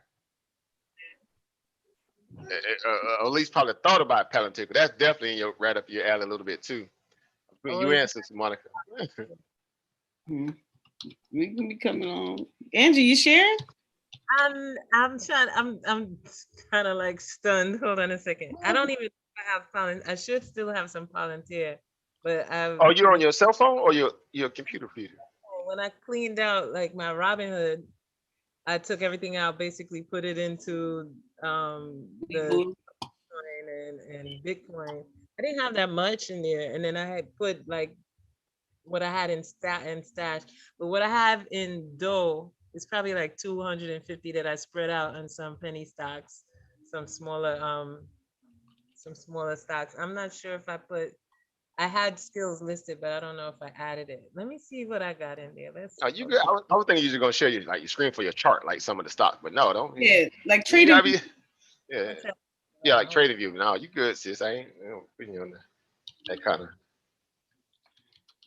I know them dividends went out today. I know a couple people got paid today. I know over Chris and Brother Andre got paid today. They cut some dividends today. Andre. Y'all, I know they probably already know what I'm talking about. The stash cut them dividends today and your regular accounts. Yes, man. Yes, sir. Yes, sir, man. They cut some checks today. Yeah, we not eating spam tonight. We actually eating tuna, so that's the good news. I'm news. saying an albacore too. That albacore too. That good. Solid white albacore. Hey. Who eat tuna? Hey, Emporium, before I hit them dividends, brother, we was passing out one can of spam. One spoon, eat. Next spoon, eat, brother. Now we all had our own can of tuna. And they got to fit inside the spoon. No running over the outside. You better the believe edge. it. You better believe it. You better believe it, man. I was running out of a bag of microwavable peas, but when them dividends hit, I said, "Thank you, Jesus." Okay, brother, can do a little something now. A little something, a little man, a little something strange. Listen, I calculated. So, like I said, now that I'm 5 figures within General Mills and I'm 5 figures within Coca-Cola, now my dividends are within 3 figures a quarter. You know what I'm saying? Yeah. So we don't listen, man. Give me a year, man. I ain't gonna be eating sweet peas for good. No, you're on your way. You're on your way. Yes, sir. Johnson cut some money today. They cut a check today too. One. So this definitely around that time where some of these stocks getting ready to pay out their quarterly dividends. Yeah, and I'm waiting to see when Apple, because they up their dividend a little bit, but I'm waiting to see how much it's gonna look. Once that comes in, man. No more McDumpster. I'm gonna eat McDonald's, brother. We good. That right? The McDonald's, they got to go to Arc. We got to go to Arcs, right? Yeah, I was eating McDumpster. I was eating behind McDonald's. Now I'm eating McDonald's. They cut them checks now, man. I love it. Man, listen, while we speaking, gold is on the rise. So that's why I'm so quiet. I'm just watching gold rise. Yeah, once they sign that stimulus, woo! Yeah, well, that's. I was actually going to speak on that too. They're already kind of mapping out some of the particular trades or just assets that may obviously get a lot of that inbound liquidity from the stimmy. Because again, a lot of people they already kind of know at this point that the majority of people who are not necessarily in dire straits, they're not going to be sitting there trying to complain about paying a bill. They got moratoriums or whatever. They finna, well, I'm saying the younger folk, they finna put that stuff into the market, right? Oh, it's either going to Bitcoin, gold, or some of these the market. Yeah. Your game stocks and those type, they finna get a nice little influx. Yeah. Some spending money. But I mean, at the end of the day, I still say it's gonna be 80-20. 80% will go into like frivolous spending. No, let me not say that's not right. I don't want to say frivolous. It's just gonna go into spending. It's gonna go into people feeling like they need to have a little release, and shopping is therapeutic. Right. No matter how you look at it, shopping is therapeutic. On any level, right? So it's definitely gonna get put into the retail market of consumerism. Now the other 20 to 30%, yeah, you know, it will go into either Bitcoin, gold, or stocks. You know. Yeah, it's gonna move around. And I was talking about that earlier, Chelsea, because if a person really ain't in dire straits, I would think an allocation at least 20%, 20 to 30%, or a third of it will be great.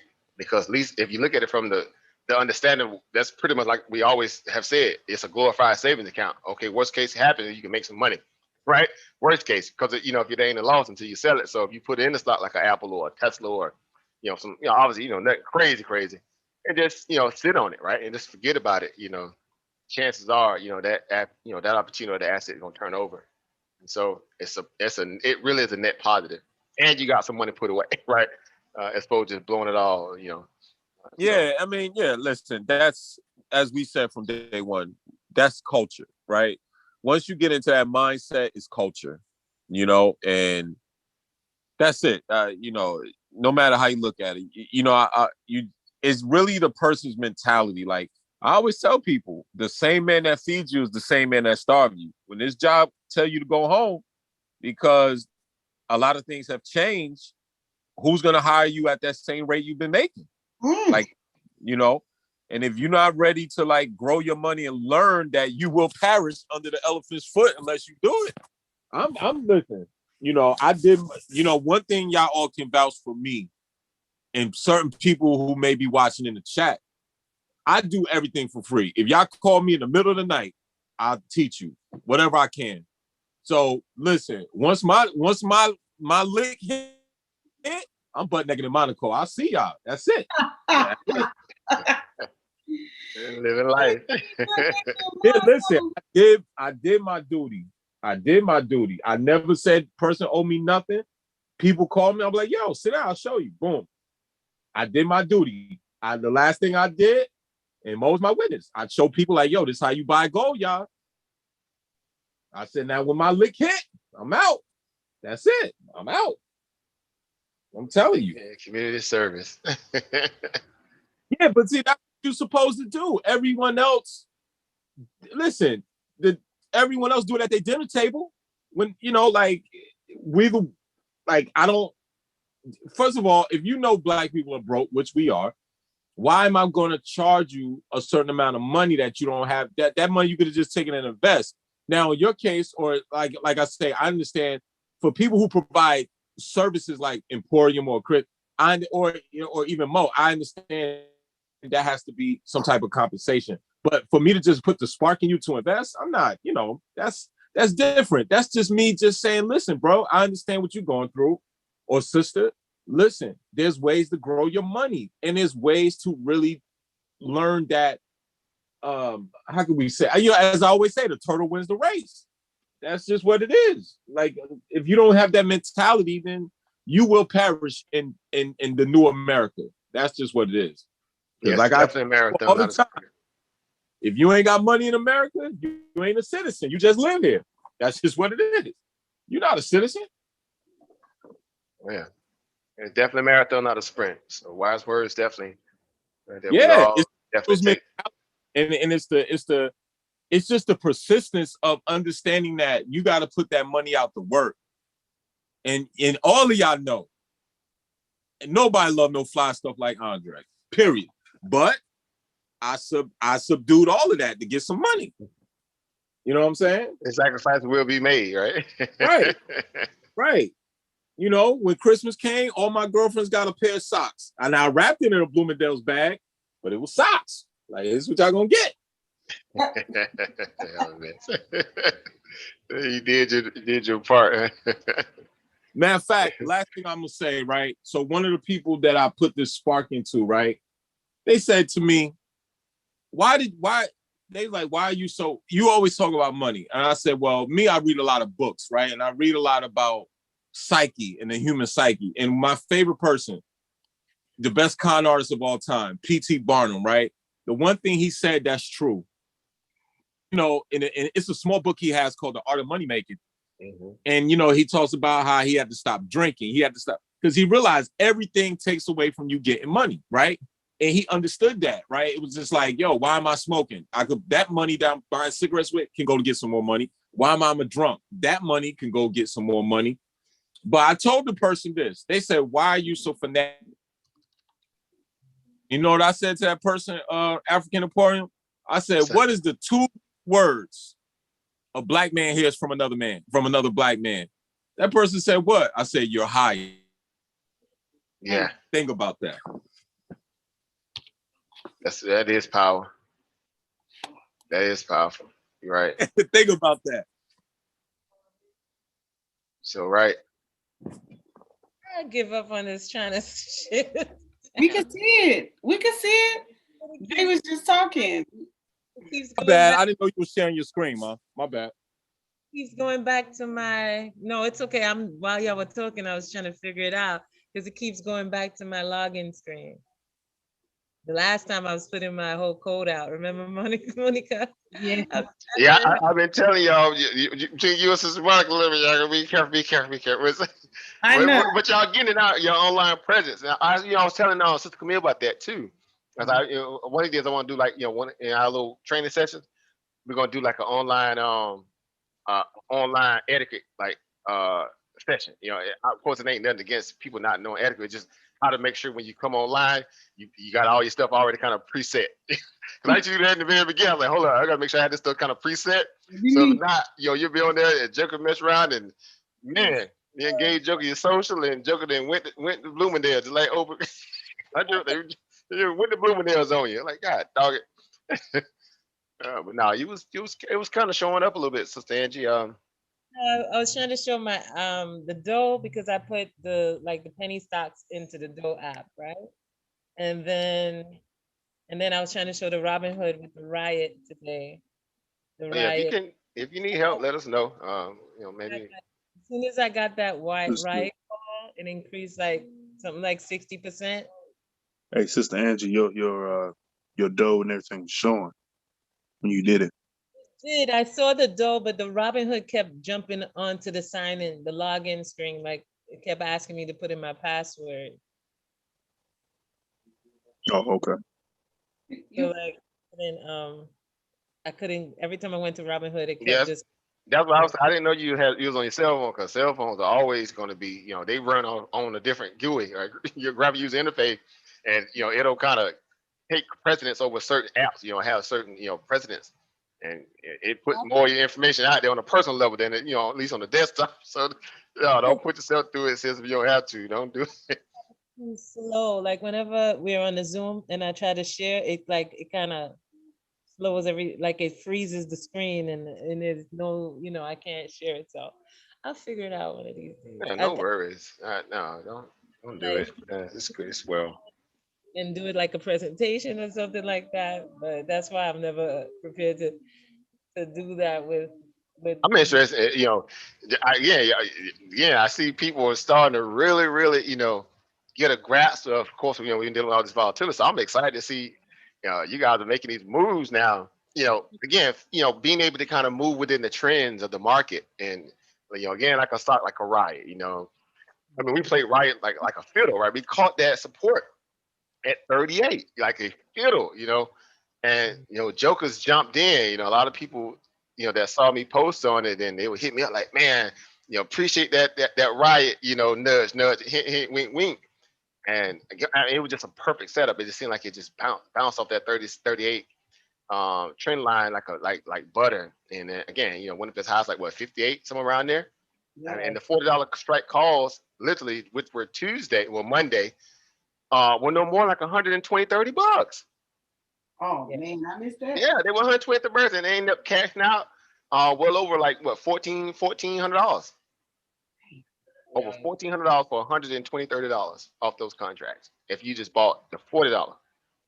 Right, so it's man, I every day I just see I get excited because I just people hit me up like hey, I'm appreciate that, and man, good looking out. And it's like not so much the fact that we're just like hey, that's what we do in the community as a community. We kind of nudge each other on what particular opportunities, right? We still go do our own due diligence, of course. That's you can't negate that, but it really helps put steer people into some opportunities potentially. So shout out to you, Sister Angie, taking that Riot call, making a little money off of it. I know over Chris and a lot of you guys been tearing the S&P 500 up lately, and Brother Brandon, you guys been been kind of circling that wagon a little bit, especially looking at those options.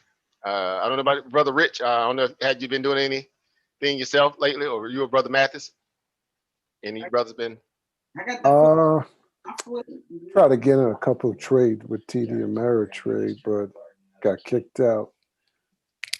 I got to do that Agile Therapeutics and Apple. Oh man, that dip at 211, 212. Oh, yeah. I was in a nibble down there, but what I wanted to add, I was not able to. And I was like, because I got busy now. I really was wanted to add down there at that 211, 212 area. But I think over Chris, you bought a call, 250 strike call. It printed today some tendies. If I'm not mistaken, I think he bought a call, 250 strike call in it. But y'all know how the market is. Once it opens up a window, man, you got to be, some case you got to be ready.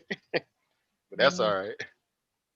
I got the my Ford Leap looking pretty good. Yep, that Ford, man. We didn't nail Ford, so man, I can only begin to even. Ford had just really, and again, and remember we was talking about this way back in the summer times. Like if they just keep that dividend, yep. Those who were in around $4, $5, $6, $7 at that huge dividend premium are eating now because you could obviously acquire more shares for a lot less. And that increases your dividend yield, on top of that, having those multiple, shout out to everybody that just took a chance and say, you know what, I'm all a part about seeing a company reinvent itself. And Ford definitely doing that. Between them and GM, and now GE trying to get back in the game. They just did a deal today with another company, somewhat of a merger deal, whatever. But all beaten path plays are coming back. So just keep your eyes out on them. Yeah, I can't. Yeah, got my little. I said, let me just watch my little patience. Go forward, go. It's nice. It's been a nice rotation, and it's probably got more legs behind it too. Of course, everything stay where it's going, and was obviously Ford. It was a legacy stock, but then it became back a growth stock. We spoke about this, of course. Now they have irons in the fire. They have the electric, vehicle. They have the cash flow to, ramp out such a scenario. So they are definitely, in my opinion, returning back to a growth stock. In my, opinion, I think they're returning back to that aspect of a growth stock. So definitely keep eye on it. Yep. See what else that I see the what else we got out here. Yeah, I especially love ride because I was in it way since that little $1.80 way back. I remember we used to talk about, and it's like, well, if y'all want to get the crypto, then you can just get the the equity version. And I got that little thing, and shoot, I've been happy ever since. Yeah, and I was a big proponent at the time when I was trying to, because I've been trading in around that point for longest too. And I bought a little bit and I say, I'll leave it in this little side little account here. And what I didn't do was at that time when I was really, not necessarily pitching, but I was just kind of, giving my thesis on what it's going to do. Of course, at the point now, Bitcoin is going to be that kind of, rebound trade based on the COVID, because we were thinking the COVID. I did not buy the lease. And at that time, I think some of the training sessions I was kind of saying, speaking about it, I think since Deshonda, she bought some leaps, right? She's been buying it back and forth again. She's been tearing it up. She's been crushing, right? To be exact. But a few other guys too been lately starting to get, and now hearing sister, Stanley playing around a little bit here. And of course, you were in it, for the longest too. I mean, it's definitely down like $1 and change, kind of like how Neo was before Neo took off from around that dollar area and ran up to 60 something. So if you got in, like I say, right around $1.80, $2 and change, and just held it, because that was like a lottery play. You was going to get the retrace trade in Bitcoin. It was a solid trade. An investment. I'll say that it was a more solid investment. Thanks to Neo, I got my Roblox. But the Roblox was crazy because I bought that $45 one before it came on, and then it came out at $64. So Robinhood didn't clear it, and I ended up doing Webull and Robinhood, but at the higher. price, and I said, okay, well, I'll just, if it goes down, I'll buy more, because like it's like Mo said, like the kids love it, so it's Yeah, definitely. I knew that was gonna happen. We've been down, we've been down this road before. We were Snowflake and the rest of them. Direct listens, they're gonna try to price you out. Yeah, they're gonna price the book at 45, but it's gonna open up high.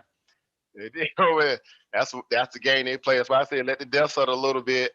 And of course, you can still build on it, depending wherever you got in at, but it's gonna, settle out a little bit, and then, it may become a good little, I should say, a good building place, building block, literally, that you can start a nice little position on possibly. But shout out to everybody. I didn't get a chance to even see it open up because by that point, I think I was out on the water.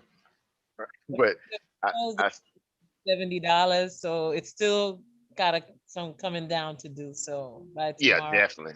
Yeah, it's gonna go through, like I say, that status of, shaking out all the hype, and then it'll become a more founded position to see where they kind of, make things happen. So again, open up, hit a low, what, 61? I think that was the low of today, 60.89, and went up and hit a high of, oh gosh, I want to say like 73, yeah, 74.73. So nice little bump, nice little $14 bump off the low pivot point. Did you Yeah. see VIAC that's been moving up? Which is it? VIAC. Oh, Viacom. Hey, can you share your screen Yes. over, Rich, by any chance? I don't know if you on your desktop, your laptop, or your cell phone as well. If you can definitely Turn on share the it. laptop.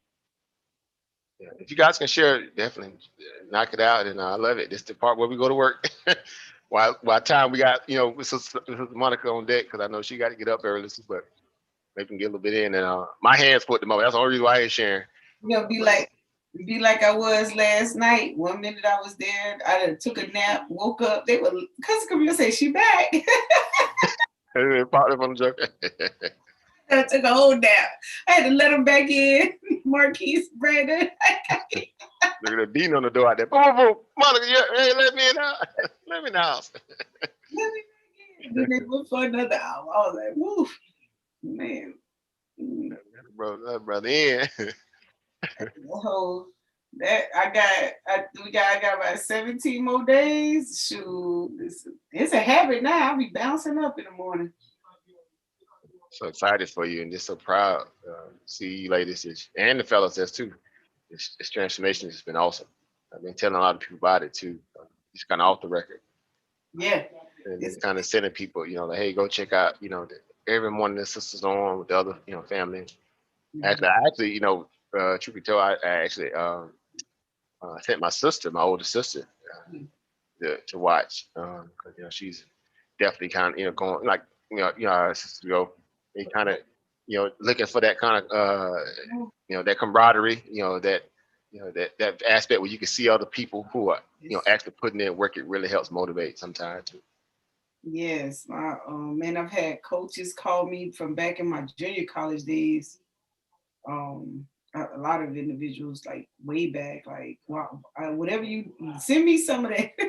Yeah, hey, it starts with the interest. You got the interest, the rest will follow. And that's how health works. Health works. I mean, it's the same initiative and aspect of discipline and due diligence, just like it is with the financial side, the wealth side. You got to have enough patience, but enough aggressive value, progressive value to get up. You just gonna have to go in and get up. Ain't nothing you can do about it. It will not happen until you get up. Yes. Right? And that's the first thing. After that is, hey, it's on. Definitely, yeah. Once you get over that little first couple of days, I say about a week. Oh, that's a wrap. You in there? That's it. You in there? And the minerals from the products gonna help you do the rest. Yeah, I just say that's the fruit of time moment, so to speak, as they say, the fruit of time moment. Yeah. Is you getting a treat, a wonderful treat, and that of the sea moss, and you can work out and have the smoothie at the same time. You don't have to feel guilty about it, right? It's awesome. Like, man, this is great. When I be getting beat up in my workout, and I just be looking so defeated. and I get a little swag of it. I be like, that's all I get. Look, I get a little boost of energy, and I just go from there. Yeah, Boom. So that's that's all you it. need. And that purple is the truth. Oh my goodness. Yeah. Love it. I love it. I just watching you, well, you all just take it to the next level. Um, Yeah. I'm a I was fan. at the gym the other day, yesterday. I walking through the gym and this lady, there's a few ladies, they'll come up, they be like, oh my God, you know what? I commend you for pushing, but the stuff you're doing, I'm looking like, wow. And I said, so, you tell them where the strength coming from, how it comes about. Man, don't take much. It's appreciative though. Looking forward. I keep pushing, make it consistent. Don't take it out of the daily regimen and get these results. I accidentally made a little product that I want to I'll talk to you all about it in a like in the back chat and whatever, the CMOS, having the kids um using it too, because like what my 12-year-old, he's like, it tastes like baby food. The way I have it like a smoothie. But it's funny because have you ever let it dry and it becomes almost like a kind of like what you like a gummy? You ever tasted it at that with that consistency? Any of you? Not me, but after the pouring, maybe. Dude, Because somebody asked me if there's a sea moss gummy. yeah, because what happens is, I mean, depending on how you flavor it, I mean, let's say you do the strawberry one. Um, you could put it in either like a tray that has this like an ice tray with the shapes, or it's better to do it like on a flat paper, like a cookie, cookie, what do they call that cookie paper? A cookie paper? A wax paper? Yeah, yeah, like the wax paper. You put like drops on it and let it dry. Let it dry. And it dries quickly, right? Oh, there's a And recipe for that. it becomes like gummies. It really does, and then it's really good. You could even make it thinner, and it's like almost like it is like a fruit roll up. So these are things that you can make it. You can start to work on that too, because I found it accidentally. I thought plastic. I thought one of the kids put a plastic on the stove. I didn't realize that when I was boiling mine. Yeah. I boiled the whole pack, not knowing that it was gonna just expand over the whole pot, right? Mm. And because anyway, long story short, it went over the stove and I didn't realize because it was such a thin layer of it. It looked like it was like water, right? So by the time I saw it, it was dry because it was really, I had the oven on, everything was hot. And I thought plastic was on top of the stove and it was the sea moss. Clear, like you can see it was just clear as the white part of the stove is white, so so it just was clear, and I was like, oh shit, like this is so, it's cool, right? It's cool, and it tasted like the cinnamon. I had cinnamon and I usually do for myself. I put cinnamon, turmeric. I mix it up with a lot of stuff for myself, like cayenne pepper, garlic. You know what I'm saying? And make it very spicy. But today I did it with strawberry, banana, just strawberries and banana mixed with the one that I had with cinnamon. And that tasted really good. But I didn't dry it, but I'm just letting you know that you could dry it and it could be compact. It could be taking like carried with you, like how you would carry a trail mix to the Yeah. gym, small snacks to the gym. You could do it that way too. That's interesting. Because you see when you have it in a bottle and it hardens up, it gets stiff and you can't pour it out because it's too, and you might have to loosen it up with juice or water or whatever it is. But Right. when you have it in the dry form already, you could just eat it as a snack like that too. Yes, indeed. I've heard it all. Like it's so good. It's so good. I love it. But guys, let's what's another thing? today I cashed out some of my Dogecoin. I didn't want to, but I wanted to get on that Roblox, and I didn't want to touch anything else. Because to me, I took a lot of the stock out to put it into the cryptocurrency, right? I'm not trying to put in more than, I still got to use money during the day, daily, whatever. So I took out some of my Dogecoin. Can't wait to put it back in because I'm like, no, I can't do that with my Dogecoin. It was up at a nice level. And, I took it all out to move it all around. That's right. There's really nothing to, to show. I just put it in to like, the Roblox and some of the penny stocks. Yeah, that's all I could have shown y'all today. Right. Like that C, the PL. Let me see. I'm gonna look right now. Hold on a second. Speaking of cryptocurrency, is anybody gonna invest in that IPO? Coinbase. Is Coinbase got an IPO? Yeah, they're planning the IPO pretty soon. I think sometime this month or like in June. I gotta check it again. Definitely. Okay. Let me see. Rolls Royce as usual. You say sometime in June, Brandon? Yeah, I think the company had planned it to IPO in June sometime. I got to find that article that I was reading that that Coinbase was trying to IPO. Mm-hmm. And I'll put it in the back chat for you guys. Oh my gosh, I woke up to like the $26 P&E on my foreign exchange. I only had 150 in there, and I'm not going more than 150 until I master this foreign exchange, right? I got lucky when I first started it. I don't know how, but now that I'm learning, how to use it, I've worked myself up from a 0 to a $26 P&E. And then I took my eyes off of it, and I was distracted by the Roblox stuff, came back to it, and I was down like a $36 fee, negative 35. I was like, what? So I'm really I said, how I get to a negative 35? P&L. The P&L. I mean, not P&E. I'm sorry.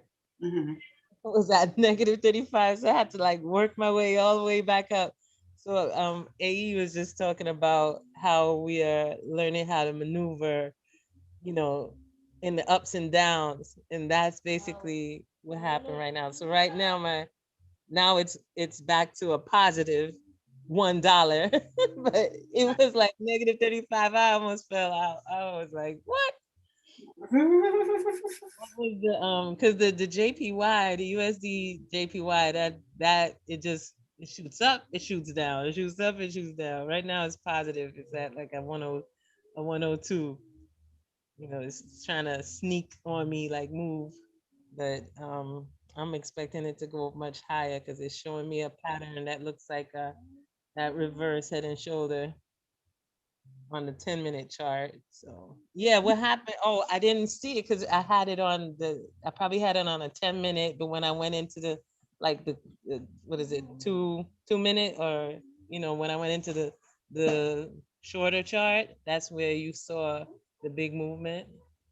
Oh, wow. But it's so much fun to learn it. And I said, when I get those 3 screens and I'm doing it with these kids, they're gonna love it because I let them predict with me and stuff. So if y'all look at that right now, the USD JPY, y'all will see that reverse head and shoulder trend, and it should shoot up some Okay. more, in the morning or over sometimes during the night, like around 1 or 2 o'clock in the morning, like maybe 2 o'clock in the morning, it might show a lot of movement. So now I have like 2 alarms set in the middle of the night, like 2 o'clock and 4 o'clock. Oh, 2 o'clock. What's the 2 o'clock? It's Because for some, I don't know, for some reason, a lot of moves, like they it just starts to move again, like at that. Oh, I forgot you talking Forex right now, right? Yeah. Yeah. So like at that time you'll see it, do a reversal, put it that way. And then in the morning, by the time we open up, it starts to, go in the opposite direction. Right.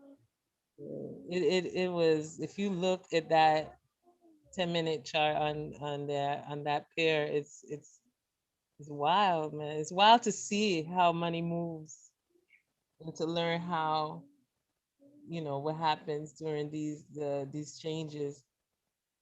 I don't even look at the news anymore. It's too distracting. I might read the news like in the apps themselves, but I don't even have a television, number one.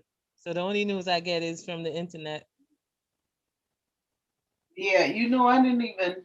It got so bad. I didn't even turn my TV on. I don't even know how to turn my TV on. I was like, I miss all the award shows. I don't even look at TV. I don't look at nothing anymore. I And they wanted come, to. Well, I wanted to watch Coming to America too, and I was like, how do I turn? I don't even know what. I didn't even know it was coming on. I was like, it is on I think Amazon Prime. I'm not sure what all subscriptions is on there, but I guess I'm gonna have to. I said, okay, I'm gonna have to connect my HDMI to my laptop and into to the TV. Calling you not watch the TV. That's crazy. I'm glad. I'm glad. It's good. The attention span is we putting it into things more constructive. Television is a terrible, terrible distraction.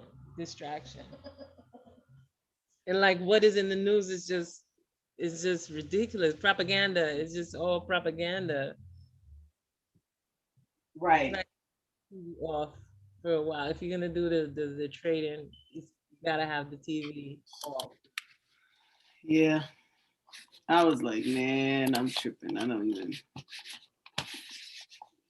Talk about these series and about the characters in the series, like if they're family. I'm like, wow. I have no idea what's going on TV. Know that person. They're predicting what's gonna happen with the characters in the TV show. We predicting what's gonna happen to the money, to the value of the dollar. That's a good one.